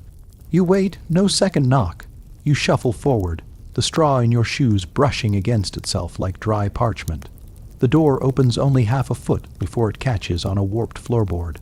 A figure stands just beyond the frame. No cloak, no mask, just a boy, maybe 14, bareheaded, cheeks flushed from cold. He stares at you. You recognize the eyes. The boy from the cathedral steps, the one who had sat beside the street musicians and counted how many of the doctors limped. He says nothing. You don't either. Finally, he gestures to his coat pocket. A note, you take it, folded twice, sealed with soots. Mudged wax, the kind they use at the outer hospice near the plague pit. You read it in silence. The scrawl is familiar. The matron at the hospice. Her handwriting is always slanted, like it's trying to lean away from the truth it's reporting. Another body won't stay dead. You don't flinch. That happens, not often, but often enough to warrant notice. The boy doesn't wait for a reply. He disappears into the fog, footsteps fading. You sigh. A long one, the kind that empties your lungs down to the bone. Then, slowly, you reach for your gloves. The mask goes on last. You breathe in, and there it is again, that sound, the one only you hear, the echo of your breath in a narrow, dark tunnel. It follows you down the stairs, through the crooked alley, past the silent baker's stall, and the wall where someone has written they deserved it. In ash. You don't look at it long. You've stopped reading the walls. They only talk when it's too late. The outer hospice is made of stone. Moss lines the cracks. The roof was patched last month. with wood scavenged from a merchant's abandoned warehouse. It creaks in the wind like old knees. Inside, the smell hits first, not death, that part comes later. This is the smell of lye, boiled water, burnt wool, and something else. Cabbage stew left too long over heat. Someone is trying to keep order. Trying to keep warmth in. You hear the distant clang of a ladle against iron. And then, below that, the sound of coughing, ragged, wet, delayed by walls. You turn a corner. A nurse nods at you. Her face is half, covered in cloth, her eyes red from smoke or lack of sleep. She hands you a lantern. You take it. Down the corridor, a figure waits on a low cot, covered in linens up to the chin. You pause, because he isn't dead. He blinks at you, alive, but barely. The note was wrong or late. You kneel beside the cot.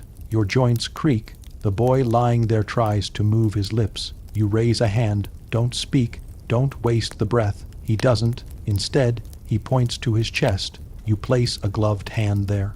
Nothing swells yet. No blackness. No buboes. But something's not right. His chest stutters beneath your palm like it's caught between two rhythms. You glance at the nurse. She shrugs. No diagnosis. Only waiting. That's what most of plague medicine is. Waiting to confirm what's already feared. Still, you reach into your satchel, a cone of herbs wrapped in waxed cloth. You tuck it inside the beak of your mask. It warms your breath as you exhale. Clove, rosemary, salt. It won't help, but it feels like something. And sometimes something is all that's left to offer. Hours pass. You sit in the same spot. The candle beside the cot melts down to a waxy smear. You write notes, the boy's pulse, the tremor in his hands, the sweat that started after midnight. You wonder where his family is. You wonder who he lost first. You wonder why you didn't walk away tonight. But you already know, because the mask is a cage, and you volunteered for it, because the sound inside the beak is the only thing left that reminds you you're alive, because it proves, softly, rhythmically, that breath still happens. Even here, even now, even when no one else can hear it. The boy finally sleeps. You rise, your knees numb, and then you hear it, not the sound from your mask, not breath, not footsteps, but a new sound. From the corridor, low, drawn out, like cloth being dragged over stone. You step forward. The nurse is gone. The hallway is empty. The sound continues. You hold the lantern higher, then stop. There, at the far end, a shape slumps near the wall. Half-shadowed, you walk closer, slowly. Each step echoes. Each breath hums in your mask like wind through bone. Then the shape moves. It isn't a patient. It isn't a nurse. It's a mask. Another one, like yours, but older. Darker, cracked down the beak, but worn by no one. It rests on a bundle of robes as if discarded. But you didn't leave it there, and no one else owns one in this ward. You kneel.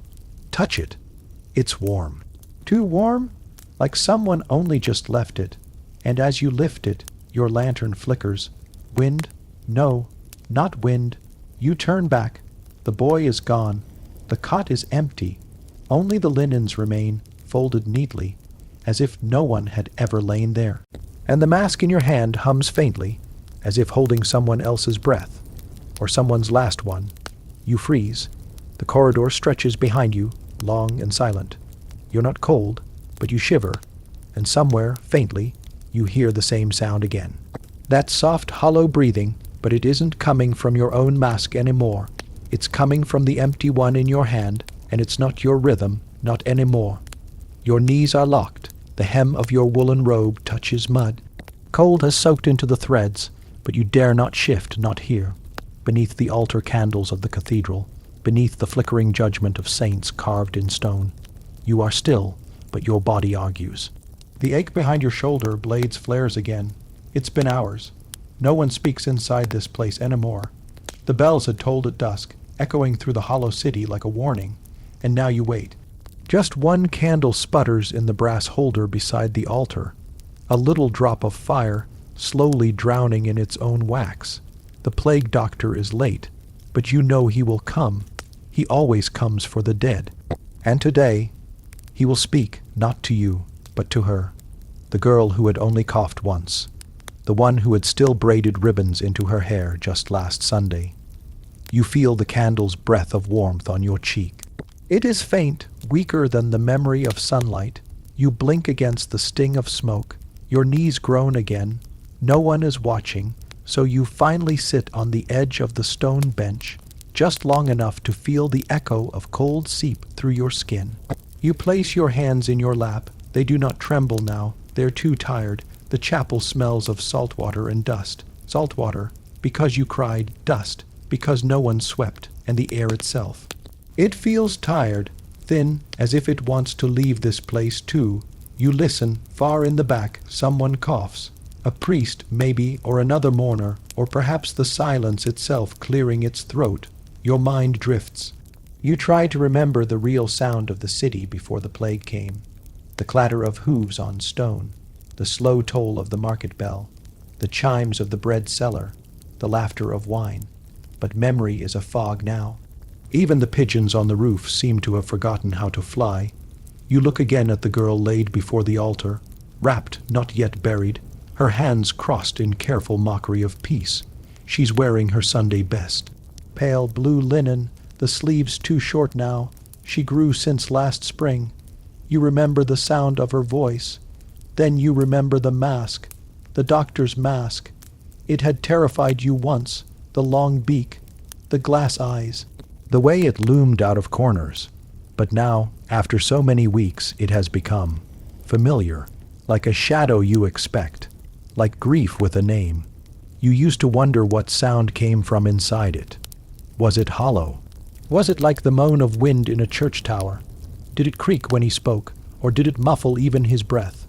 You're not sure anymore if you care. But your breath catches as the door creaks open. He's here. Not walking fast, not walking slow, just arriving, the same measured steps, the same stick in hand, the same shroud of black wool, like a stitched-together storm. His shadow arrives before his feet do. 1 step, 2, 3, he does not look at you. You think he never does. Instead, he approaches the girl. You watch as he kneels, just once, silently, knees against stone, and then he begins. You had expected Latin prayers or some whispered benediction. Instead he hums, a low, rasping sound, not tuneless, but not quite music either. It is old, too old for any hymn book you've ever seen. You strain your ears. It's not a melody you recognize, and yet it sounds like something buried deep in your bones, like lullabies before memory, like the wind threading through the narrow alleys of the dying city. The hum trembles through the beak of his mask, and you realize something strange. The sound isn't coming from behind the mask, it's coming through it. You lean forward without meaning to. The hum grows louder, not in volume, but in weight, like fog made of sound. It presses softly against your ribs. You look down, your hands are clenched. The song ends. He says nothing else. He places a small sprig of dried lavender in the girl's folded hands, takes out a feathered pouch from his sleeve, and sprinkles something over the body. Dust, powder, crushed leaves. You smell rosemary and vinegar. Then, silently, he rises. He turns to you. This time, he does look. For the first time, his gaze meets yours, or at least, it finds you. 2 black glass circles, reflecting nothing but flame, and in that moment, you realize you don't know if he's ever blinked. He does not speak, but you hear something, a breath, a whisper. No, it is the mask again. The sound of the mask. It shifts when he breathes. You realize now. He's always humming, low, like a wheel turning under gravel. You just hadn't noticed. The mask makes everything distant. That was the point, wasn't it? To protect, to separate, to become a symbol of silence. But now you hear it. Not silence at all, but a sound of resistance. A sound of a man trying not to vanish entirely behind a costume of fear. The plague doctor bows his head once more, then turns and leaves. No benediction, no farewell, only the faint scrape of boots against stone, only the ghost of humming that follows behind. You do not move, you do not speak. The girl still lies before the altar, lavender cradled in her still fingers. The wax of the candle is gone now, leaving only the embers glow on the rim of brass. You stare at it, unblinking, and in the back of your mind, something asks, was the sound meant for her? Or for you? The cathedral settles, dust floats, and the silence returns, but you still hear humming, soft, steady, from behind a mask that was never silent after all. You do not remember falling asleep, but somehow your cheek found the cold of the stone bench, and your fingers curled in your lap as if trying to hold a dream together. The candle is long gone now, the shadows stretch wider, and outside the night breathes, slow and damp, like a beast asleep beside your cathedral wall. You wake slowly, not because of sound, but because of scent. The bitter vinegar is fading. In its place, fire smoke, wet earth, and something sharper. Like boiled leather or steeped bark, you blink, someone has left the door open. The chapel air now breathes with the scent of the city outside. Not the city as you remember it, vibrant, crowded, alive, but the new city. The thin one, the one hollowed out by morning, and yet, something's changed. You rise to your feet, joints slow to forgive you. Your knees ache, your back creaks, but your breath feels easier, not lighter, but clearer, as if the weight pressing down for so many weeks has shifted just slightly to the side. The girl's body is gone, no linen, no lavender, no trace. You hesitate, you hadn't heard anything. No feet, no scrape of stretcher, no creak of the cart wheels, and yet she's gone, as if lifted by some gentle hand you were never meant to see. You walk forward slowly, past the stone altar, past the long burn mark where the candle once wept wax. There's something new there, a note, not parchment, cloth, torn from the hem of something heavier, perhaps a robe, stained with dried herbs. You reach for it, trembling slightly. The words stitched into it are not written in ink.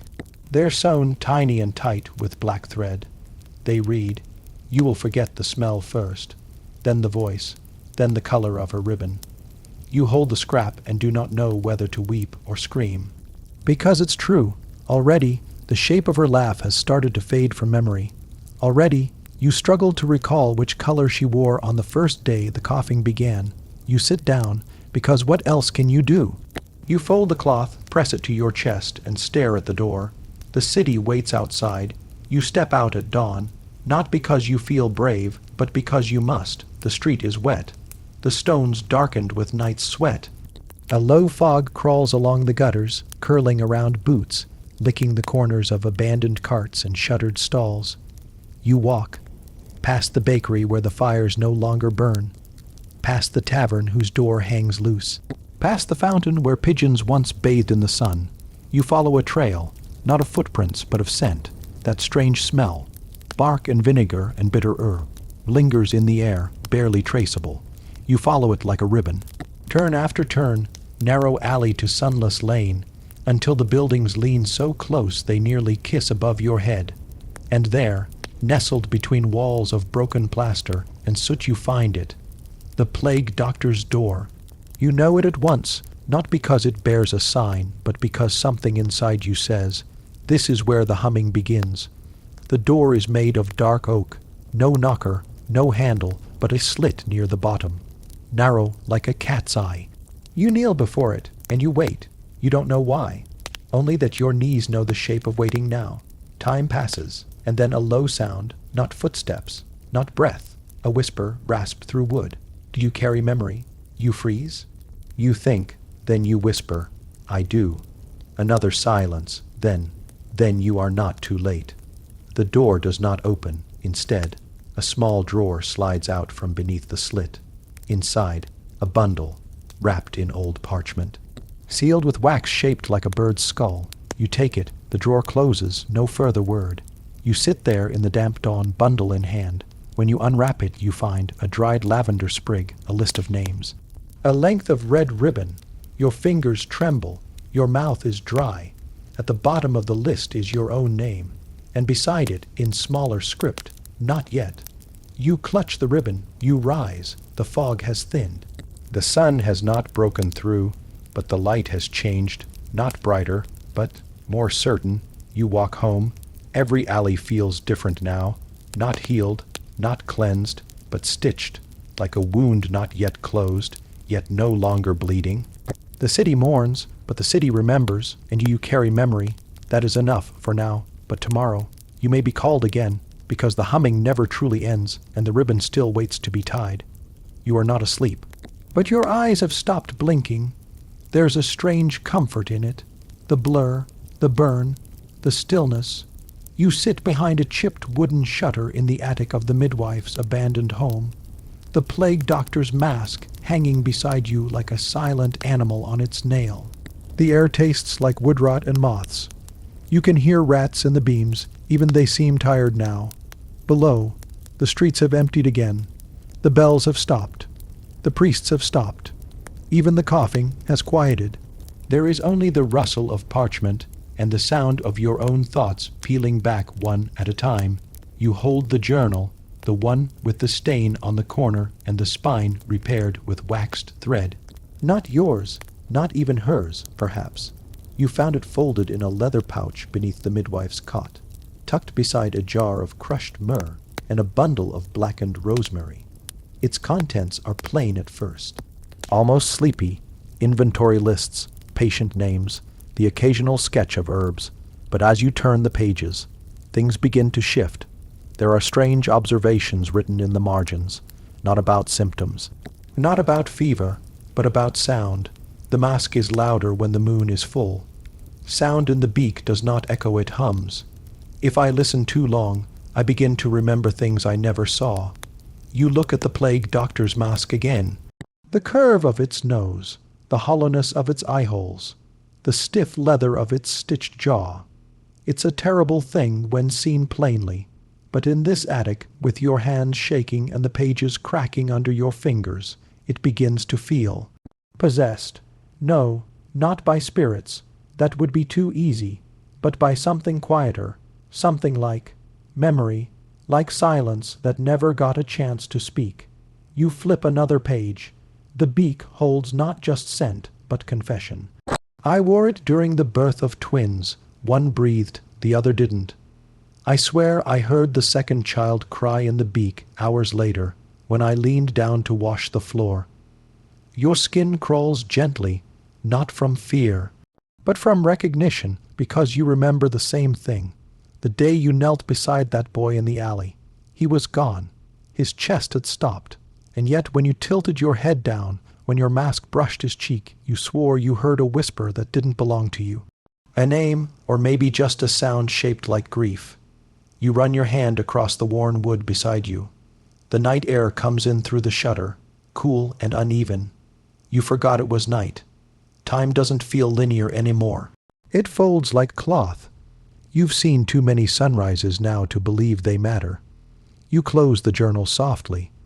What was she trying to tell you, the author, the midwife, the one who wore the mask before you? Not a doctor, not noble, not trained by any university. Just a woman who learned where to press, how to cut, and when to lie. You imagine her here in this attic, tying string around her wrists to keep herself from scratching during fever, boiling rags in wine because water was too dangerous to trust, crushing the beaks of lilies into cloth sachets and whispering to them, not from superstition but from muscle memory, a ritual to keep the silence company. You take the mask into your lap. It's heavier tonight. You don't know why. The leather has softened from your breath.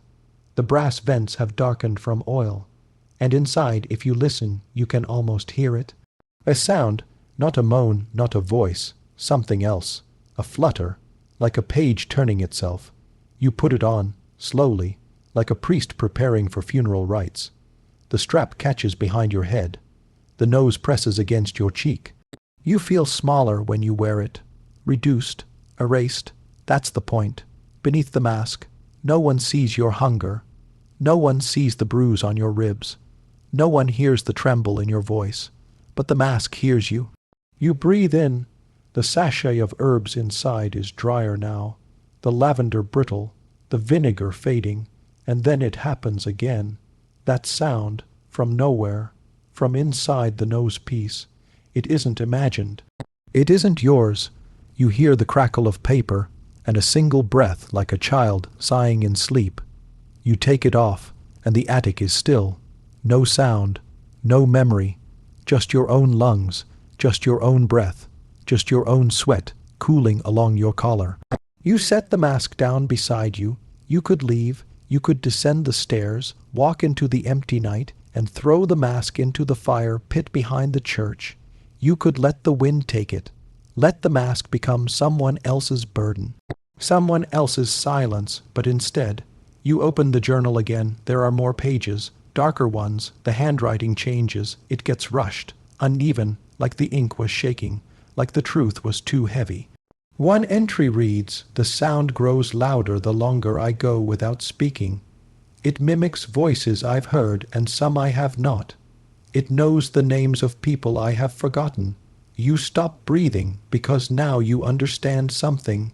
The real sound that came from a plague doctor's mask wasn't just from the herbs, or the wheeze of fevered lungs, or the echo of wind in the beak. It was the sound of memory pressed into cloth, sewn into seams, kept alive through the silence of the ones who didn't get to speak. It was grief finding form. It was every forgotten whisper sealed behind stitched leather. Every last word someone couldn't say.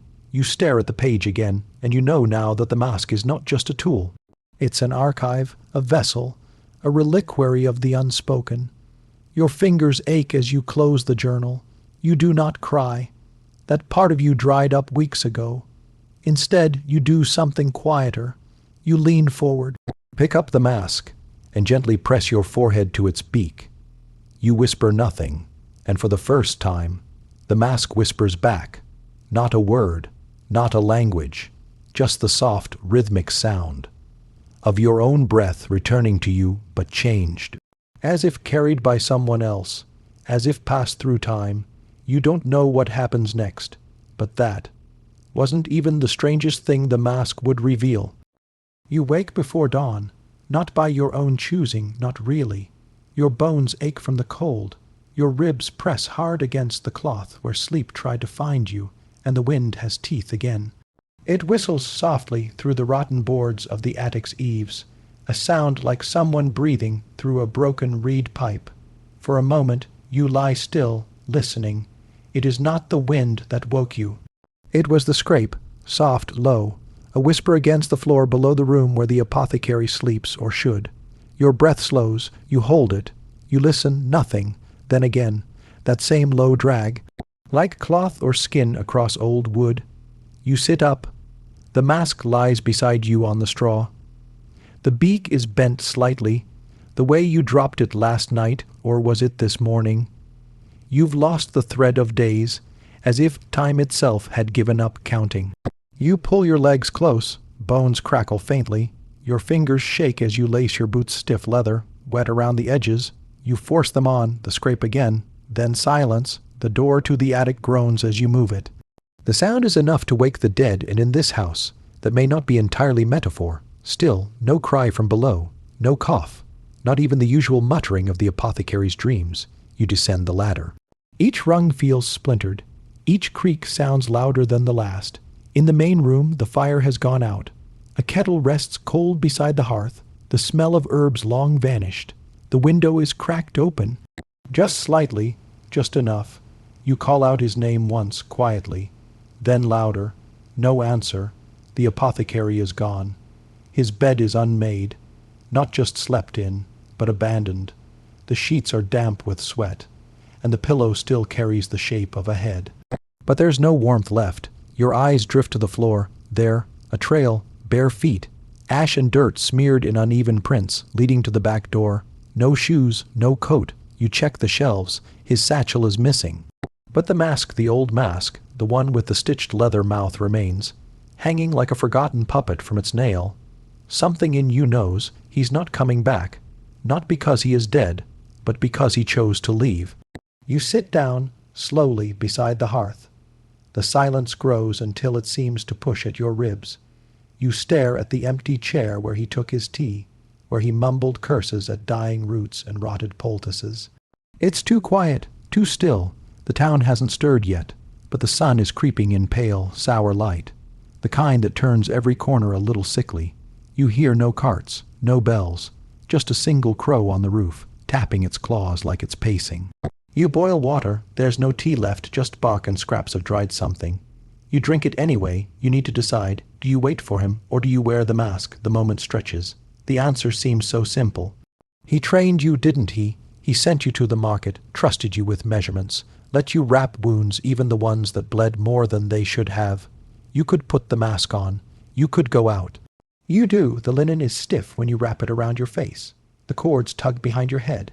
The beak is heavier than it looks. You smell rosemary and old vinegar and something else. Something that never quite leaves the mask. Something like breath, long held. You carry the bag. It's lighter without the jars he kept. You pack what you can clean: linen, chalk, a few coins, the copper tube for bloodletting, the bones of the kit. Bare but not useless. The wind greets you when you step outside. It slides beneath your robe like a thief. The air smells of wet ash and unbaked clay. No one walks the road. The stones are empty. The town, like your mask, feels hollow. You pass the baker's. Smoke curls thinly from the chimney, but no loaves rest on the sill. You pass the alley where the children used to play. Only a cat now, watching. You hear your footsteps, but nothing else. No greetings, no names, and then the bell, one toll, far off, not the church, the manor. You change course. The manor sits above the rest, a swollen boil of stone and money. The gate is open, unusual. No guards, just rusting iron and a half-eaten apple beneath the post. Inside, you follow the sound. The hall smells of lilies, too many. The scent cloys, wrapping around your tongue. Morning flowers. Dozens of them, wilting in the heat. Then, the body, you stop. It lies on a table too fine for death. The cloth is silk, damp with sweat. The mouth is open, the tongue dark. Lady Esme, you heard stories that she had survived it once. That she bathed in vinegar, that she refused to eat figs, that she drank only wine blessed by the archbishop's cousin. None of it helped. The servant waits nearby. He bows low, not out of respect, but fear. She asked for the mask. He says, you nod, the ritual begins. You check the pulse that isn't there. You tilt the jaw. You open the eyes. They've already filmed over. You light the rosemary. The servant weeps soft, ugly sounds, like something trapped in his throat. You place chalk at her feet. You write the sign, not because it will work, but because it's all there is to do. Your mask fogs with breath. The servant asks you a question. What do I do with her jewelry? You pause. You don't know anything. You leave him standing there with his hands full of pearls. Back outside, the wind picks up. You grip the bag tighter. The sky darkens, even though it's not yet noon. A second bell tolls, but this one is behind you. You turn, the alley, the one with the cat. There's something there now, not a person, not quite. You step closer. Your boots crunch glass. A child lies on the ground. Skin pale, breathing shallow, you kneel. The mask creaks as you lean close. The child opens one eye, mottled, clouded. She doesn't speak, but she mouths something. You think it's a name, maybe yours. The mask hisses with each breath. The sound echoes in the alley like a secret being told too late. You sit back on your heels. You are the plague doctor now. But what does that mean, when the dying know your face? And what does it mean that you answer? You don't remember when the sky turned red. It was never a red of fire or rage. No, this was the dim, aching red of fever, a sky that burned quietly above the marshes, smudged like old bruises along the clouds. You press your hand to the stone wall beside you. The mortar is cool. The stones are cold, but your skin is not. You're burning. The linen sleeve you once wore is gone, torn at the elbow in some alley, weeks ago maybe. Beneath it, the sweat on your arm makes dust into mud. Every movement leaves streaks behind you. Even the rats seem too tired to run tonight. The grave pit has been closed. The priest, the old one who never spoke except to God, said a quiet prayer as the final load of earth was shoveled into the trench. He looked at no one. You remember thinking, asterisk, even the dead aren't looking at us anymore. Asterisk, you sit outside the apothecary's shed now, back hunched against a barrel of spoiled wine. The mask inside the shed hasn't moved for an hour. The long beak, once a symbol of medicine and mercy, points downward like a mourning bird. You wonder if the man beneath it has finally fallen asleep, or if he's just trying to forget the sound of you breathing outside his door. You cough not because of illness, but because you haven't spoken aloud in days. The sound startles you, so you stop. Across the alley, a candle burns behind a curtain. It flickers like a lie. Not long ago, you believed those little windows were holy, that somewhere inside them lived answers or hope, or even just boiled water. Now you believe in very little. You run a hand along your face. The stubble it finds is unfamiliar, rough as sackcloth. You haven't seen your reflection in weeks. The last time you did, your left eye was bloodshot, and the skin beneath it had turned a kind of yellow that no human should wear. Now you don't look. You just breathe, or try to. The mask inside the shed twitches. Then it tilts. The door creaks open. A figure steps out, black cloak, leather gloves, the beaked mask, its tip still fragrant with vinegar. Soaked herbs sways with each footfall. You don't move. You don't speak. You don't want to break the rhythm. He stops beside you. Silence. Then, take this. A bottle, pale green, pressed into your hand. The shape of it reminds you of childhood. Syrups, oils, your mother's cracked voice saying, swallow quickly, then sleep. You nod dumbly. You do not drink. The doctor does not insist. He sits beside you. The leather creaks beneath him. His presence is heavy, but not unkind. He does not speak again. The wind brushes through the alley, soft as breath against your cheek. Insects murmur in the grass near the stones. Somewhere a bell tolls, but it is not a church bell. It's the warning bell from the port, where they unload the dead in crates now, not wagons. You ask, without looking at him, why do they ring it so late? The mask turns.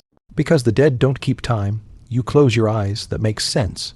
You sit like that for a long time, maybe hours, maybe minutes. The lines blur. The bottle in your hand warms with your touch. You don't drink, you don't sleep, but the ache in your spine lessens as though silence itself were a kind of balm. They say the herbs inside the beak block the smell. You whisper, but it doesn't, does it? The doctor says nothing. You still smell them, even after they're buried. He nods. Sometimes you smell them in your dreams. He nods again. You place the bottle on the ground. In the days that follow, your legs begin to swell. The joints ache when you climb stairs. Your eyes blur at candlelight, but the fever does not come. Not yet. You wonder if it's the powder the doctor left beside the bottle. You sprinkled it in water like he said. The taste was bitter, metallic like blood pressed between teeth. You started keeping track of your days by watching the door of the shed. If it opens before midday, someone is dying.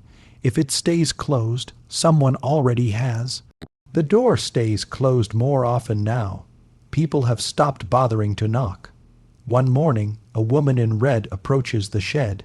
She is tall, hollow-eyed, and carries a basin of water with sprigs of rosemary floating like corpses across the surface. Her feet are bare. You ask her if she needs the doctor. She laughs. I need his silence. You understand that. That evening, as you press your back to the wall, you hear the mask move again. It shuffles. It stops, then the door opens, but it is not the doctor. It's the woman.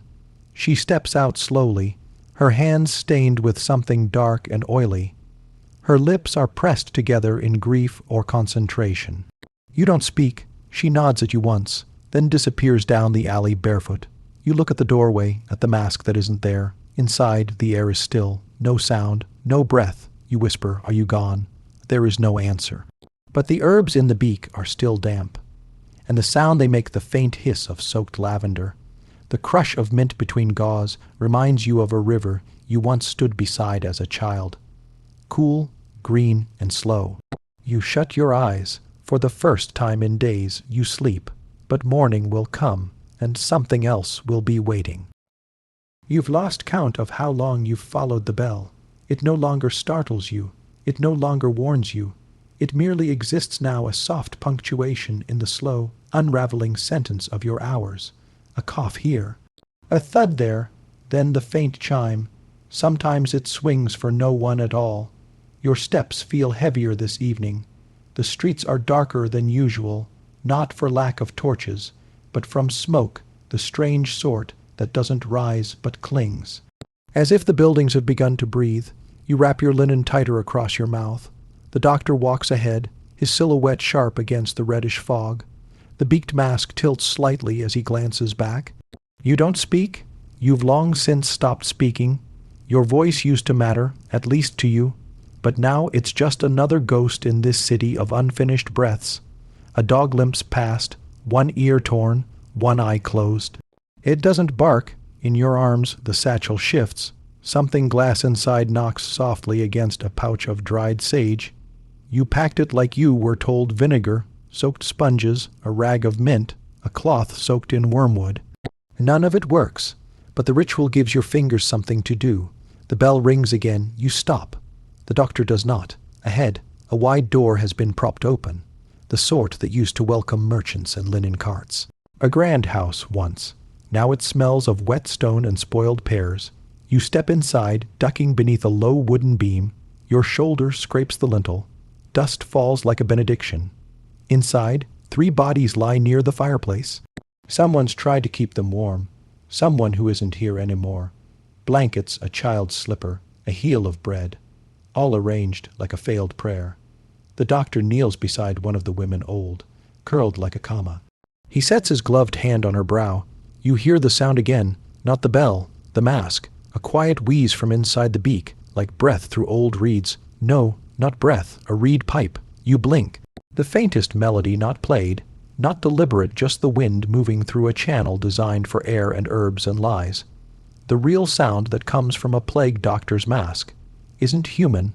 It's something between a sigh and a note. A mourning dove in a hollow flute. He adjusts his weight and the sound stops. You want to ask about it. You don't. Instead, you lay your satchel on the floor beside the child. She still holds a doll. Stuffed with straw, one arm missing, her face half turned to the soot. You tuck the sage cloth beside her neck. Your hand lingers a moment too long. She is still warm, and then, not, the doctor exhales. Or maybe the mask does. You can't tell any more. Later, you light a taper with your last match and draw a mark on the wall beside the door. 2 slashes, 1 curve, not Latin, not Greek, not any alphabet really. But the symbol has started appearing. You've seen it on doorframes and cellar stones, on the hem of a nun's cloak. The doctor sees you draw it, says nothing. You walk back into the street. The fog still hangs. Far off, a bell rings again, but you've already been there. You pause beneath the shadow of an old statue.